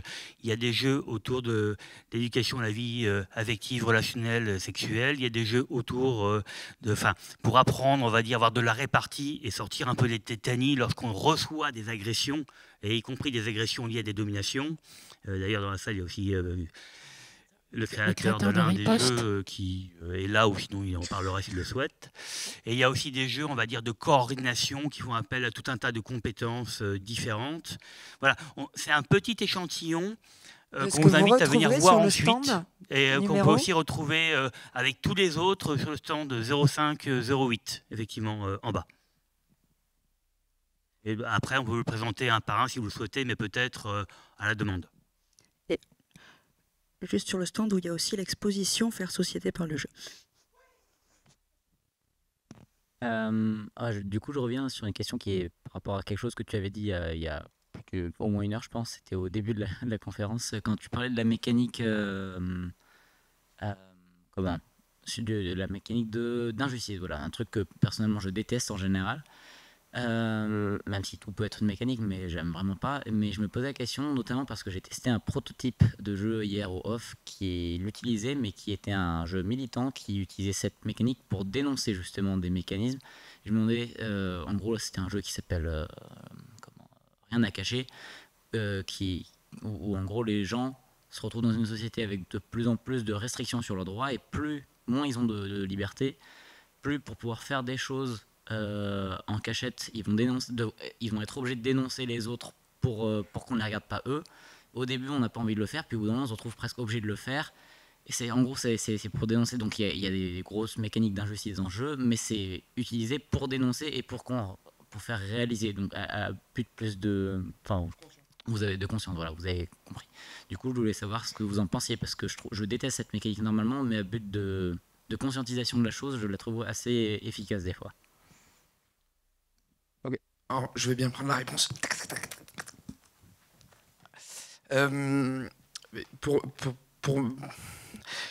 Pour moi, il y a deux mécaniques différentes, à savoir une mécanique qui va utiliser l'injustice pour perdre ou gagner, et pour du coup susciter y compris de l'émotion chez l'autre. Et là, pour moi, dans ce que j'entends, c'est que ça vient exacerber des enjeux d'injustice, mais ça vient pas jouer dessus pour gagner ou perdre. Et ça vient démontrer, y compris ce que je disais tout à l'heure sur les pantoufles, où à un moment donné, voilà, résistant ou collabo, et même s'il y a tout un panel au milieu, hein, qu'on s'acclare, mais du coup, y compris la démonstration qu'on a pu vivre pendant la situation du Covid, nous a... quand les tribunaux ont été débordés par le nombre de gens qui étaient en train de dire mon voisin il a fait la fête enfin, et donc du coup, et par contre dans l'histoire qu'on nous raconte à l'éducation nationale, c'est la France est résistante. Oui, regardons-nous un peu. Et donc, j'en profite pour rebondir. Il y a des enjeux de mémoire en France qui sont clairement ignorés, qui sont clairement foutus sous le tapis. La guerre d'Algérie en est un exemple crasse, mais ça demande quand même d'aller être réinterrogé à un moment donné. Et pourquoi pas le jeu au service de réinterroger nos mémoires et de se poser ces questions-là. À défaut que l'éducation nationale le fasse, on peut peut-être, nous, citoyens, citoyennes, prendre à bras-le-corps, nous, joueurs, joueuses, créateurs et créatrices, j'en suis pas, de jeux, prendre à bras-le-corps ces questions-là pour venir interroger. Et je trouve que ces démarches-là sont super intéressantes quand elles sont là pour visibiliser ce qui existe dans la société, pas quand elles sont une mécanique pour nous faire vivre encore une injustice et perdre ou gagner au profit d'eux. Merci. J'en ai pour une seconde, le temps qui vienne à toi. Ça pose la question, et je vous renvoie à la conférence d'hier soir, la dernière de la journée, sur le jeu est-ce un simple, j'ai pas le titre exact, simple divertissement, mais à partir du moment où on considère que le jeu est un objet culturel et où on peut l'utiliser comme vecteur de conscientisation, de message, eh bien, en fait, on peut traiter tous les sujets par le jeu. La seule chose, c'est qu'il faut éduquer, et que aujourd'hui, on a tendance à avoir un message sociétal sur... quand on regarde un film, on sait qu'il peut y avoir des messages derrière. Donc, on a un petit voyant, j'essaye d'être critique, alors qu'on active ou qu'on n'active pas, qu'on nous active ou pas, mais on a en tout cas cette arrière-pensée de ça peut être, il faut que j'ai un petit esprit critique. On ne l'a pas forcément souvent activé sur le jeu. Or, on voit bien que c'est un objet culturel qui transmet plein de choses par son graphisme, par ses illustrations, illustrations, par ses mécaniques, par la manière de gagner ou de perdre, par plein de choses. Donc en soi, une mécanique, moi, elle ne me choque pas, hein, le côté injustice, à partir du moment où on considère que c'est un objet sur lequel je suis critique et où je peux savoir si ça dessert un propos et qu'on considère que le jeu a toujours un propos en fait. Et en tout cas qu'on peut lire au travers. Bien sûr, on peut s'amuser et je suis la première à dire que c'est quand même trop cool de jouer. Et pour autant, on peut garder son esprit critique et donc faire de l'éducation. Et je me tais. Pardon. Est-ce que vous avez une envie de rebondir là tout de suite avant la question? 30 secondes, vraiment 30 secondes. Moi, j'ai envie de dire que si on est dans des systèmes de reproduction, de domination, si on vise et on dit que le jeu peut avoir un rôle, une fonction d'éducation populaire au sens vraiment historique du terme, la question, c'est pour moi aussi de savoir, est-ce qu'on a besoin d'apprendre à perdre quand on est déjà du côté des opprimés? Est-ce qu'on a besoin d'apprendre à ressentir la violence quand on ressent déjà la violence sociale? Donc moi j'ai envie de questionner aussi, est-ce que le jeu dans une zone de sécurité affective, a priori effectivement déconnecté du quotidien de ses contingences, on peut aussi expérimenter, quand on est plutôt du côté des opprimés, le fait d'essayer de sortir de ce rôle-là pour regagner de la puissance, de la confiance. Donc je ne sais pas, je ne connais pas ce jeu. Moi, en tout cas, en tant que militant d'éducation populaire, j'ai vraiment à cœur d'offrir des espaces, des temps où on puisse, en confiance, s'essayer à d'autres compétences psychosociales, d'autres rapports de société, pour y compris s'entraîner à être puissant, mais puissant au sens positif du terme, ensemble et non pas contre les autres. Donc je ne sais pas, mais en tout cas, c'est ça que ça m'évoque. J'ai laissé la question se poser, mais après, je rebondirai sur apprendre à perdre. Du coup, je réagis à ça et je pose ma question. Parce que en fait, on a eu exactement ce problème qui s'est posé dans mon association de jeux de rôle, donc on a créé, enfin, pas moi, parce que j'étais pas dans l'asso, mais ce jeu de rôle a été créé par l'association il y a une dizaine d'années, sur un univers médiéval fantastique un peu classique. Et du coup, plein de biais, parce que créé par des mecs cis hétéros de genre 20 ans, qui étaient plein de biais sur ce que c'était que le Moyen-Âge, sur la vie à l'époque et tout ça et tout ça. Et du coup, il y avait du sexisme dans le jeu, dans le sens où, comme à l'époque, il y avait des métiers qui étaient interdits aux femmes. Donc ça fait que dans l'univers médiéval fantastique, dans lequel pourtant il y a de la magie, les femmes ne pouvaient pas être prêtres, médecins, certains métiers leur étaient interdits parce que patriarcat, tout ça, tout ça. Et en fait, quand je suis rentrée dans l'association, moi personnellement, ils commençaient déjà à remettre en question une partie des choses de l'univers. Moi personnellement, je leur ai dit que je trouvais ça complètement con, parce que déjà, j'ai rencontré des personnes qui ont refusé au jeu de rôle de jouer à ce jeu de rôle à cause de ça, en me disant non, ton jeu de rôle il est sexiste, j'ai pas envie d'y jouer. Logique. Et parce qu'en fait, c'est plein de clichés sur le Moyen-Âge, alors qu'on sait que finalement, il y avait quand même des femmes médecins, et que même si c'était pas les plus connues, elles existaient. Donc du coup, ils sont revenus dessus, et là on est sur le travail de réécriture du même univers, mais avec genre 10 ans plus tard ou 20 ans plus tard, où enfin les femmes ont obtenu le droit de faire les mêmes métiers que les hommes, etc. etc. Donc je suis assez... moi je trouve que dans leur cas, eux leur credo c'était si ça vous choque, c'est une bonne chose parce que ça va... motiver quelque chose, ça va se voir en jeu. Sauf que comme les scénarios qui sont joués sont quasiment que des scénarios courts, one shot, et pas des campagnes où les joueurs vont jouer puis refaire un autre scénario puis leur personnage évoluer, en fait non, tu incarnes un personnage, c'est la première fois que tu joues à ce jeu de rôle, tu joueras peut-être plus jamais de ta vie. Ton personnage, c'est une femme médecin, mais elle doit se cacher parce que en fait, elle n'est pas censée être médecin, donc elle met un masque et elle cache son identité. Et en fait, t'as pas l'impression de faire avancer le monde. Parce que en fait, tu rejoueras peut-être plus au jeu de rôle, comme on fait que des one-shots presque. Donc ça, déjà, ça a été un peu revu. Et du coup, ma question, c'était un petit peu toujours dans l'idée où tu animes une partie, même entre les joueurs et les joueuses, il peut y avoir des biais. C'est-à-dire, par exemple, un mec va peut-être beaucoup prendre la parole, couper ses collègues féminines qui ont, au cours de... sans penser à mal, mais juste sans s'en rendre compte, au cours du jeu.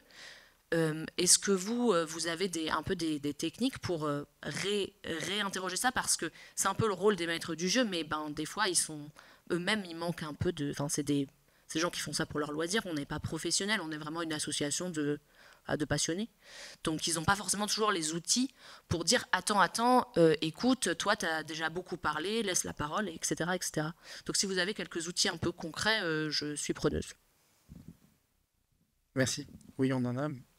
Juste, moi, je profite pour m'échapper. En fait, je vais retourner animer justement un nouveau jeu coopératif qui s'appelle Album, qui va sortir bientôt chez Acting Games et qui sera distribué par BlackRock et qui parle justement de nos représentations.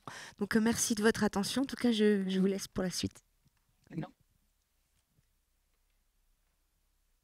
Est-ce que quelqu'une a envie de répondre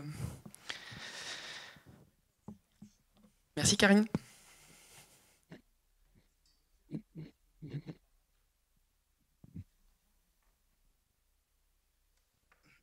Je vais reformuler la question. Est-ce que vous avez... Ah, pardon. Je peux la refaire si tu veux. Je t'en prie. Donc, tu me dis si j'ai bon. L'idée, c'est d'avoir des outils pour réguler la parole, pour un maître de jeu qui anime un jeu de rôle et pour une maîtresse de jeu. Une meneuse. Ouais, les deux, peu importe. En tout cas, qui anime un jeu et qui doit réguler la prise de parole entre quelqu'un qui prend beaucoup de place ou un homme qui couperait la parole à une femme ou autre, sachant que quand on est maître de jeu, on n'est pas forcément armé. Ok. Réguler ou interroger. J'en profite pour faire le pont avec quelque chose que j'ai entendu tout à l'heure, qui est de dire qu'effectivement, il ne suffit pas de mettre un jeu coopératif dans les mains des joueurs pour que les joueurs coopèrent. Ce qui fait que du coup, ça peut être très compliqué de mettre un jeu coopératif dans les mains des joueurs. Et que c'est plutôt une bonne idée de ne pas le faire si on n'est pas prêt à avoir un révélateur de tous les dysfonctionnements relationnels qui préexistent dans ce groupe et qui sont révélés par le jeu. C'est là où, du coup, à Envie en jeu, du coup, on a décidé de se spécialiser sur les compétences affectives et sociales, sur l'approche des dynamiques de groupe, etc. Et on peut le faire en accompagnement, en formation, etc., etc. Ensuite, au-delà des outils, enfin, je veux dire, il y a des méthodes qui ont un petit peu fait leurs preuves. La communication non violente que Karine utilise beaucoup dans ses jeux, avec du coup la reformulation, la place des émotions, l'expression des besoins, mais peut-être aussi, moi j'aime bien dire des désirs, parce que j'entends quelque chose de plus actif en fait. Quand je dis ce que je désire vivre, je suis déjà dans une forme de proactivité dans laquelle je suis moi quand je dis que j'ai besoin de quelque chose.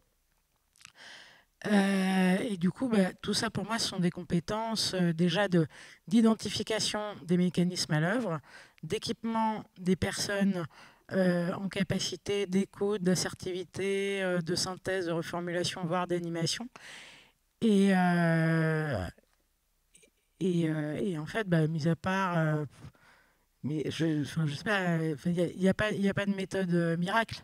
Mais déjà, nommer la chose, l'interroger et revenir aux affects pour justement arrêter de penser que ce qu'on vit est normal, arrêter de se dire que plus on est en capacité de s'accommoder de ce qui ne nous convient pas et plus nous serons intégrés à la société. Pour moi, c'est des choses importantes et qui ne s'acquièrent pas, enfin, je sais même pas si ça s'acquiert en une vie en vrai, hein, mais en tout cas qui sont des apprentissages un peu en continu à réinterroger fréquemment. Et effectivement, si le maître de jeu a quelques compétences, c'est grandement aidant parce que c'est beaucoup plus facile d'intervenir en tant que maître de jeu qu'en tant que participant. Et du coup, voilà, après ma petite carrière de formatrice que je poursuis néanmoins, j'apprends à déployer ces compétences en tant que simple participante. Et je me rends compte que c'est pas le plus facile. Attends, Nico, tu voulais faire une... Juste pour le coup, moi, ce que je vais utiliser, alors pas dans le cadre d'un jeu de rôle, mais c'est toujours ça, c'est qu'on pose un cadre, mais en fait, on ne l'impose pas. On on le propose, parce qu'on n'a pas toujours le temps, donc on fait une proposition, il y a une discussion autour de ce cadre, même si elle est très rapide, et je demande la validation de chacun, c'est-à-dire chacun s'engage à respecter le cadre, ce qui fait qu'après, et dans le cadre, tu pourrais mettre le fait d'avoir une écoute, et normalement on le formule positivement, mais parfois il faut l'expliciter. Écouter veut dire ne pas couper la parole. Et ensuite, ça te permet de... mon petit conseil, hein, moi je le fais en formation, et c'est facile, il est affiché, mais il est affiché tout le temps. C'est-à-dire que ce n'est pas une slide qui s'en va, il est affiché sur les murs, mais ça peut être quelque chose qui, dans l'environnement du jeu, est posé autour ou sur la table et qui permet très facilement en fait, d'y faire référence puisque la personne a dit oui en début de partie, on s'est mis d'accord, et donc juste de rappeler que là quand même... on avait fait bien attention, on a posé le fait, et pas forcément un rappel à la personne, mais au global de dire on avait posé ça, faites attention. Et en fait, ça te permet de réguler à un premier niveau très facilement puisque tout le monde s'est engagé. Et puis après, oui, tu as des techniques où effectivement tu peux aller et parfois prendre la personne à part, échanger avec elle, voilà, échanger sur est-ce qu'elle s'en rend compte qu'elle fait ça, en fait, et souvent, déjà, rien que ça suffit à ce que la personne se dise ah oui, parce que c'est pas souvent conscient, en fait. Ouais, moi j'aurais envie de faire juste un petit ajout. Vous m'entendez là? Oui. Moi, quand je joue à un jeu, j'ai envie de prendre du plaisir, en fait. Donc pour moi, le préalable, c'est déjà de définir comment je peux contribuer à garantir que chacune et chacun va prendre du plaisir. Donc c'est effectivement la question du cadre, elle est fondamentale. Des fois, ça peut paraître lourdingue. N'empêche que je pense qu'on gagne beaucoup de temps à en parler avant, éventuellement faire un peu de régulation, mais à partir de choses claires, qui éventuellement peuvent être aménagées, modulées, s'il y a des choses qui émergent, intégrées, parce que finalement, c'est dans le flou que se cachent les méthodes, les mécanismes d'oppression. C'est dans le flou le non-dit que tous les mécanismes intériorisés d'aliénation, d'oppression et de domination vont ressurgir de manière consciente, mais très souvent inconsciente. Et donc avoir un cadre aussi qui autorise l'expression et de dire là on met en pause, enfin à un moment donné là ce qui se passe pour moi c'est pas ok.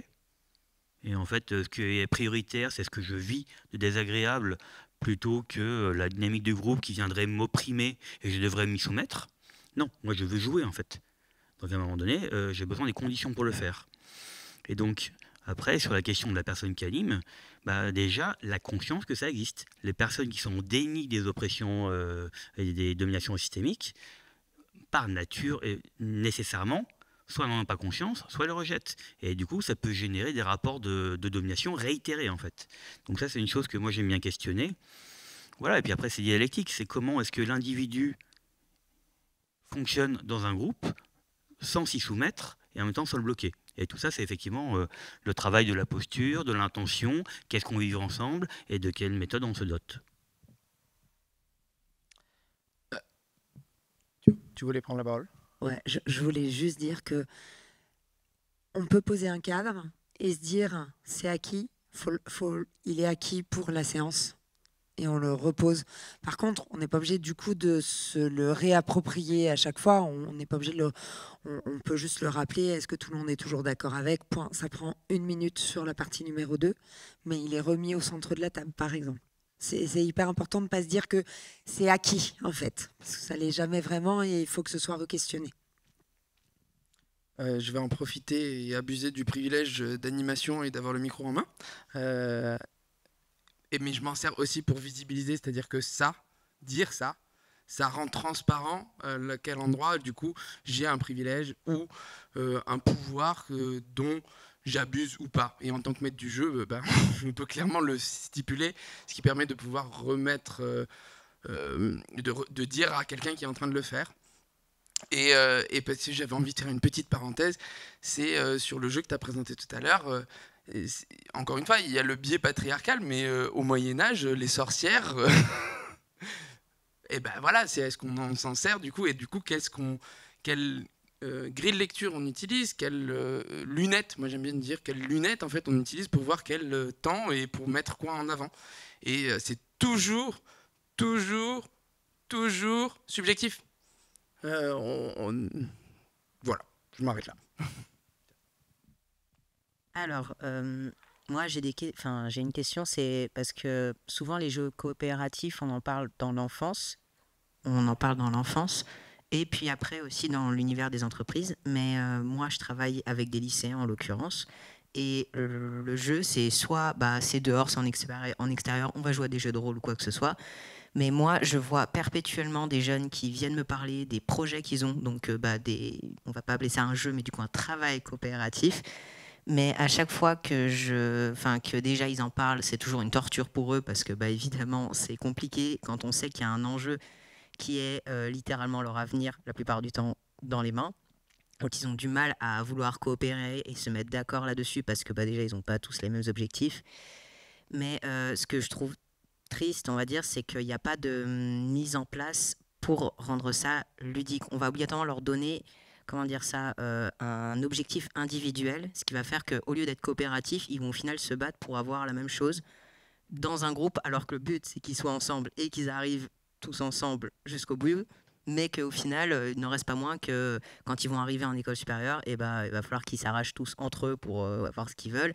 C'est un enfer à chaque fois. À chaque fois aussi, il y a, comme on disait, ce côté, tu ne peux pas jouer avec tu peux pas discuter du travail avec ton camarade, sinon c'est tricher.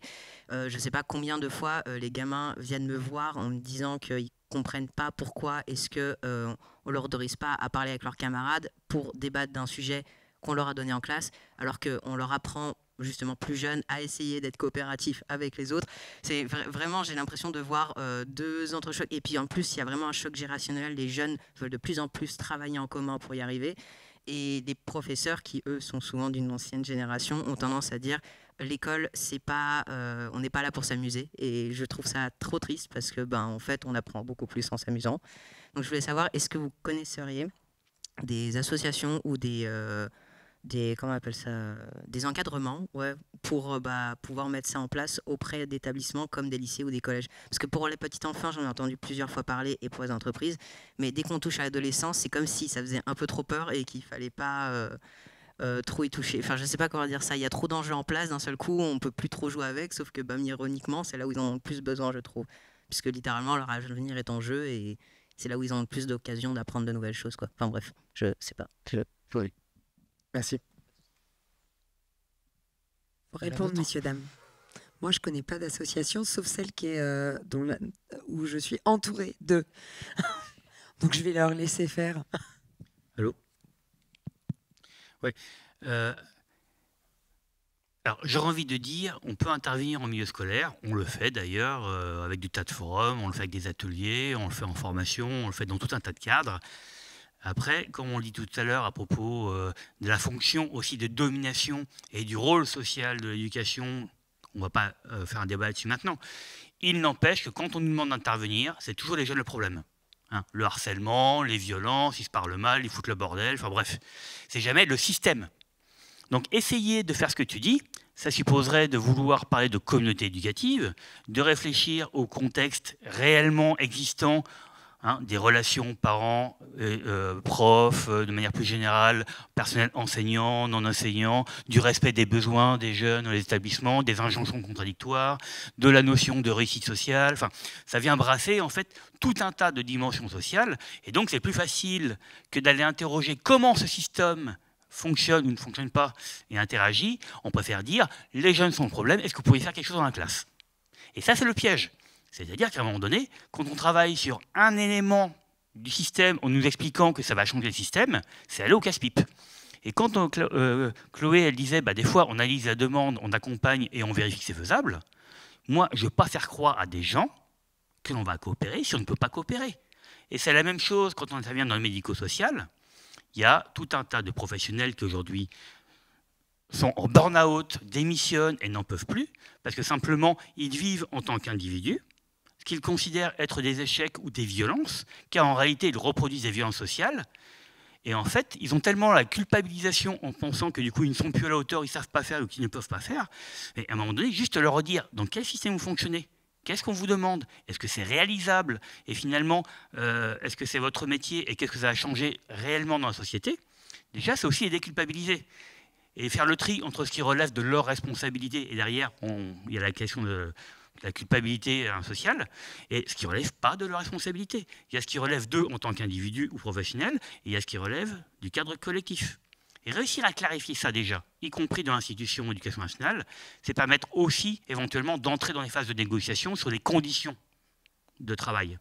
Je le fais ou je ne le fais pas. Mais si je le fais, c'est à ces conditions-là. Ils acceptent, ils n'acceptent pas. Ça, ce sont nos lignes rouges éthiques.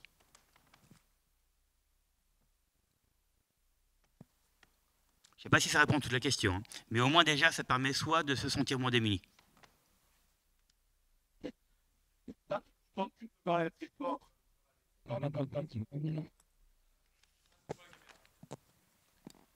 Est-ce que ça vous dirait que ce soit peut-être la dernière question et qu'ensuite une majorité d'entre nous s'en aille? Là, sachant qu'on est tous à des stands et que du coup on peut se revoir plus tard si vous en avez envie. C'est un oui général. Alors, donc, bon, je m'appelle Xavier Jacus, je fais partie des vieilles générations d'enseignants. Et à ce titre-là, je voudrais juste faire part d'une observation. C'est quelque chose qui me gêne dans tout ce que je viens d'entendre. Alors, il y a plein de choses qui sont positives et avec lesquelles je suis complètement en accord, mais il me semble qu'on oublie quelque chose. C'est que l'homme, à mon sens, ne coopère jamais mieux que quand il en a un besoin. Or, dans tout ce dont nous avons discuté, on parle d'objectifs pédagogiques, on met devant le fait que c'est nécessaire de coopérer. Mais oui, mais si le groupe n'a pas le besoin de coopérer pour réussir l'objectif, il n'y a aucune pédagogie qui permettra de les faire coopérer. Voilà, c'est tout. C'est pas grand-chose, mais il ne faut pas oublier que quand ils ont besoin de coopérer pour réussir, eh bien, des mécanismes se mettent en place dans les groupes très, très aisément. Ça ne veut pas dire qu'il ne faut pas les aider à apprendre comment coopérer. Mais il faut déjà mettre en place une situation où il y a un besoin de coopérer. Que ce soit dans le jeu de rôle ou dans des jeux de société, en fait. Hein. Il y a trop souvent des jeux qui sont dits coopératifs. Et moi, quand je regarde ces jeux-là, je me dis, mais où est la coopération? Puisque de toute façon, on ne peut que gagner contre le système. Je vais être méchant avec les auteurs des jeux ABA, notamment, qui m'ont toujours sidéré en tant qu'enseignant.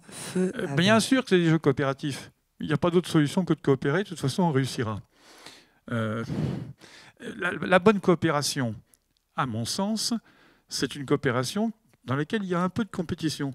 C'est-à-dire, on va essayer de coopérer parce qu'on a un objectif commun, mais chacun, il y a aussi un intérêt, c'est qu'il va trouver sa survie améliorée ou assurée dans la coopération, dans le groupe. Le groupe réussit, je vais bien vivre. Le groupe ne réussit pas, ça va être terrible pour chacun d'entre nous. Et d'abord pour moi, parce qu'on a tous une composante égoïste.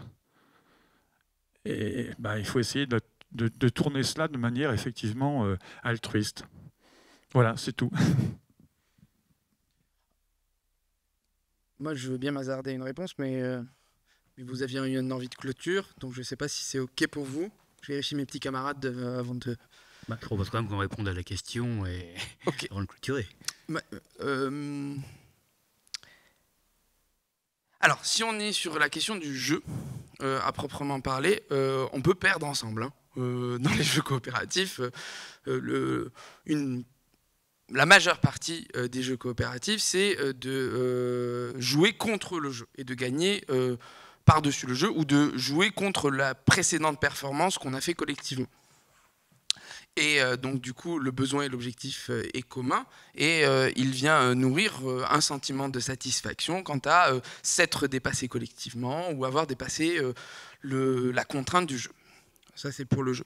Moi, mais vu que vous l'avez posé dans un cadre sociétal, j'aimerais poser aussi, en fait, tous les jours, on nous oblige et on nous contraint à collaborer plutôt que coopérer.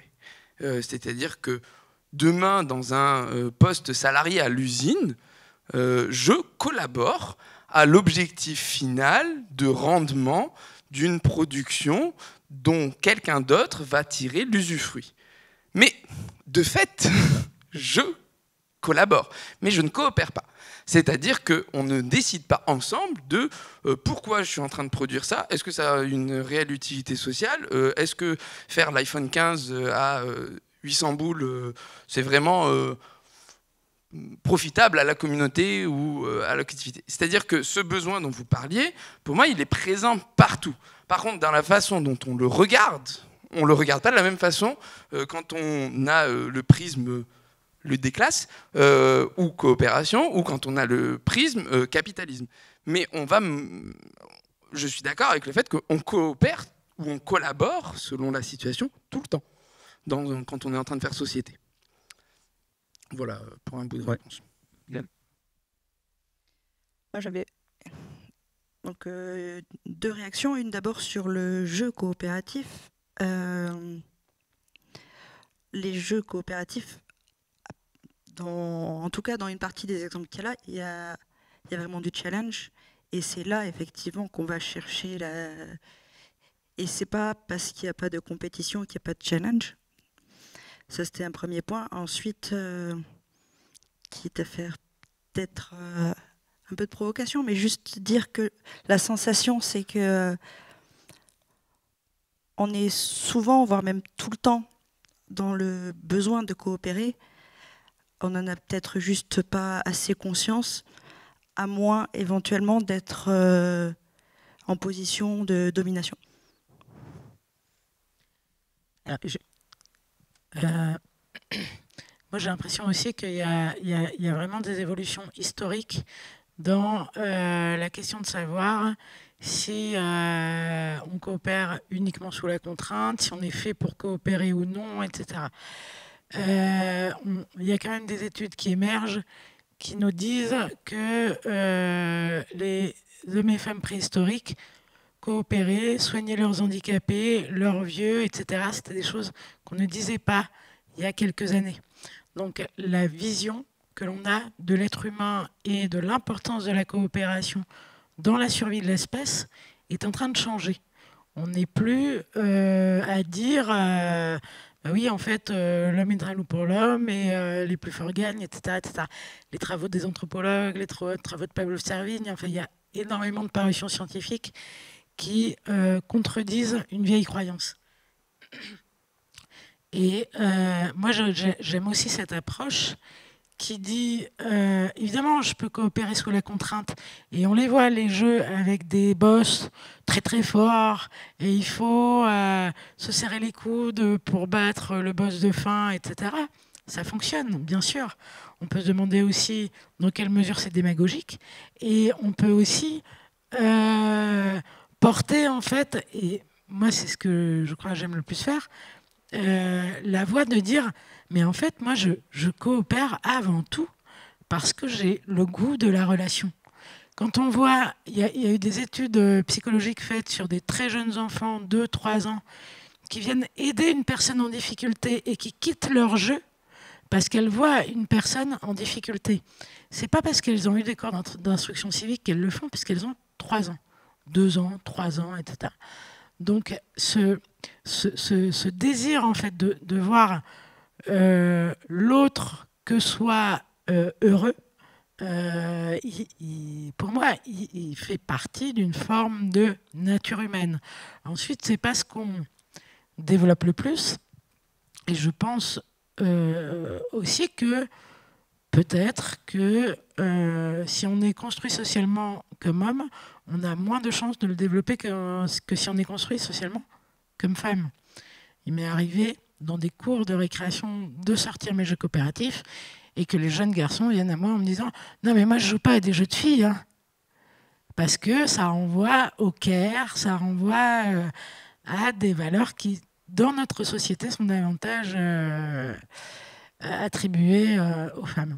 Donc ça pose toute une série de questions passionnantes et je te remercie de ta question. Et moi, rapidement, j'aurais juste envie quand même de rappeler que pour nous, la coopération n'est pas une valeur. C'est un moyen d'organisation. Et donc, on n'oppose pas la coopération comme étant le bien et la compétition comme le mal. Ce qu'on dit, nous, c'est que ça ne développe pas les mêmes choses. Et que si on veut travailler sur l'entraide, la solidarité, les compétences psychosociales, les pratiques coopératives sont plus efficaces que les pratiques compétitives pour créer ça. Mais ce n'est pas une question de valeur, c'est vraiment une question d'organisation pour qu'est-ce qu'on veut faire ensemble et comment on veut le faire ensemble. Donc c'est apprendre à fonctionner ensemble. Maintenant, ok, et je suis d'accord pour dire que spontanément, il y a des gens, et dans la vie, heureusement, dans la vie au quotidien, malgré les systèmes capitalistes et tout le système d'oppression, les gens spontanément cherchent plutôt à s'entraider. Avec les voisins, en famille, avec les collègues, avec je ne sais pas qui. Mais quand même, si on laisse des jeunes, et je vous invite à faire l'expérience, s'organiser pour coopérer, ils le feront. Mais ils vont être focalisés sur l'objectif, c'est-à-dire la réussite à la performance, mais tous les mécanismes de discrimination. Nous, on n'anime pas essentiellement des jeux de société, surtout des jeux de corps. Les garçons vont porter les filles. Si par exemple, ça va être quelque chose autour de... il faut un nombre d'appuis au sol qui diminue. Et donc le groupe doit s'organiser pour réussir à ce qu'il y ait de moins en moins de pattes.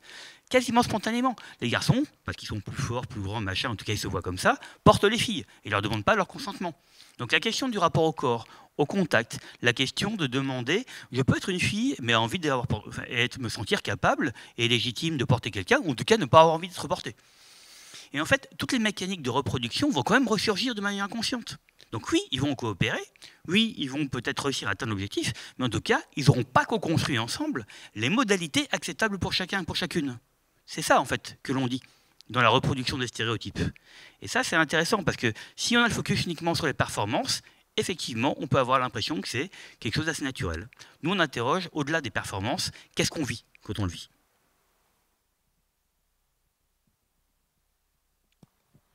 Est-ce que ça vous va si on clôture? Ouais. Alors, je fais un début, hein, si ça vous va. J'initie une phase de clôture et je vous en prie de prendre la suite. Cette table ronde, elle était, entre autres choses, pour venir interroger la façon dont on peut faire alliance.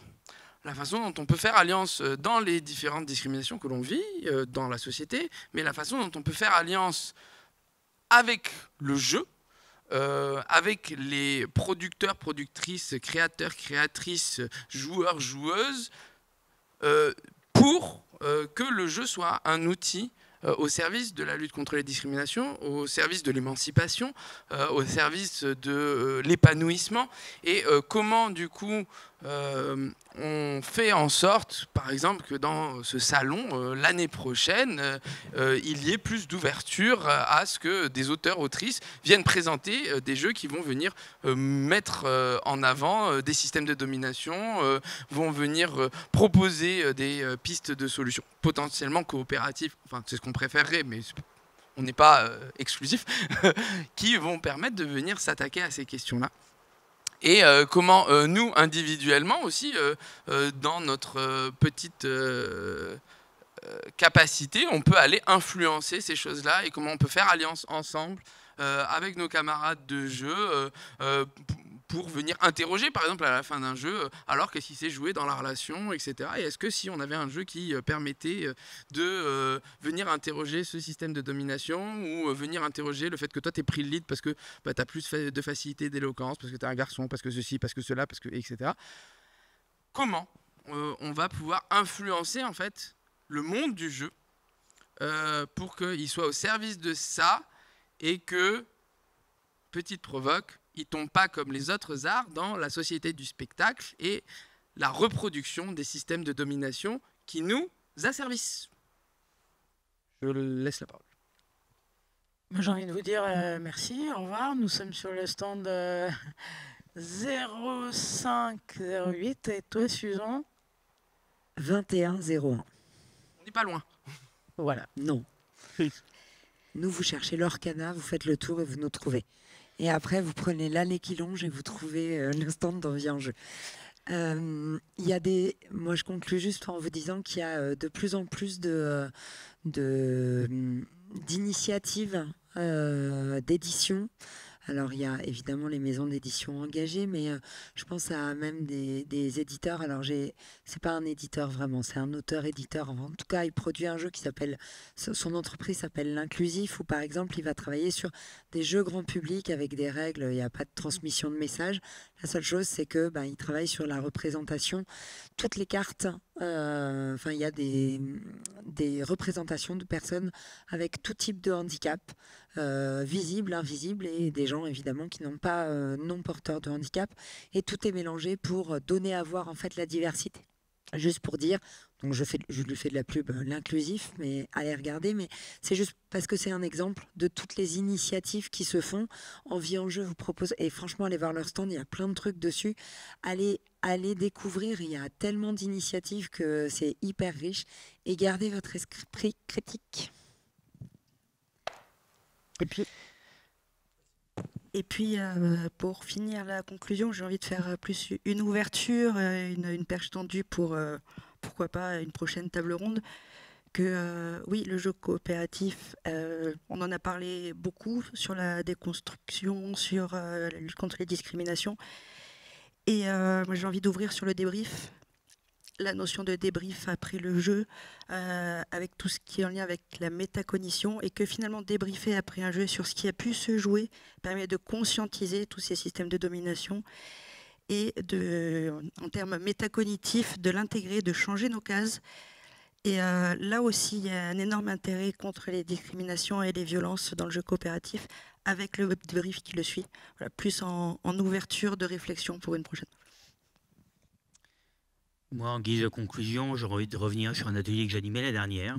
Je ne sais pas si vous vous rappelez, la dernière, il y avait Noël Le Graët, qui était président encore à l'époque de la FFF, Fédération Française de Football. C'était avant qu'il soit démissionné suite à des scandales sexuels ou de violence.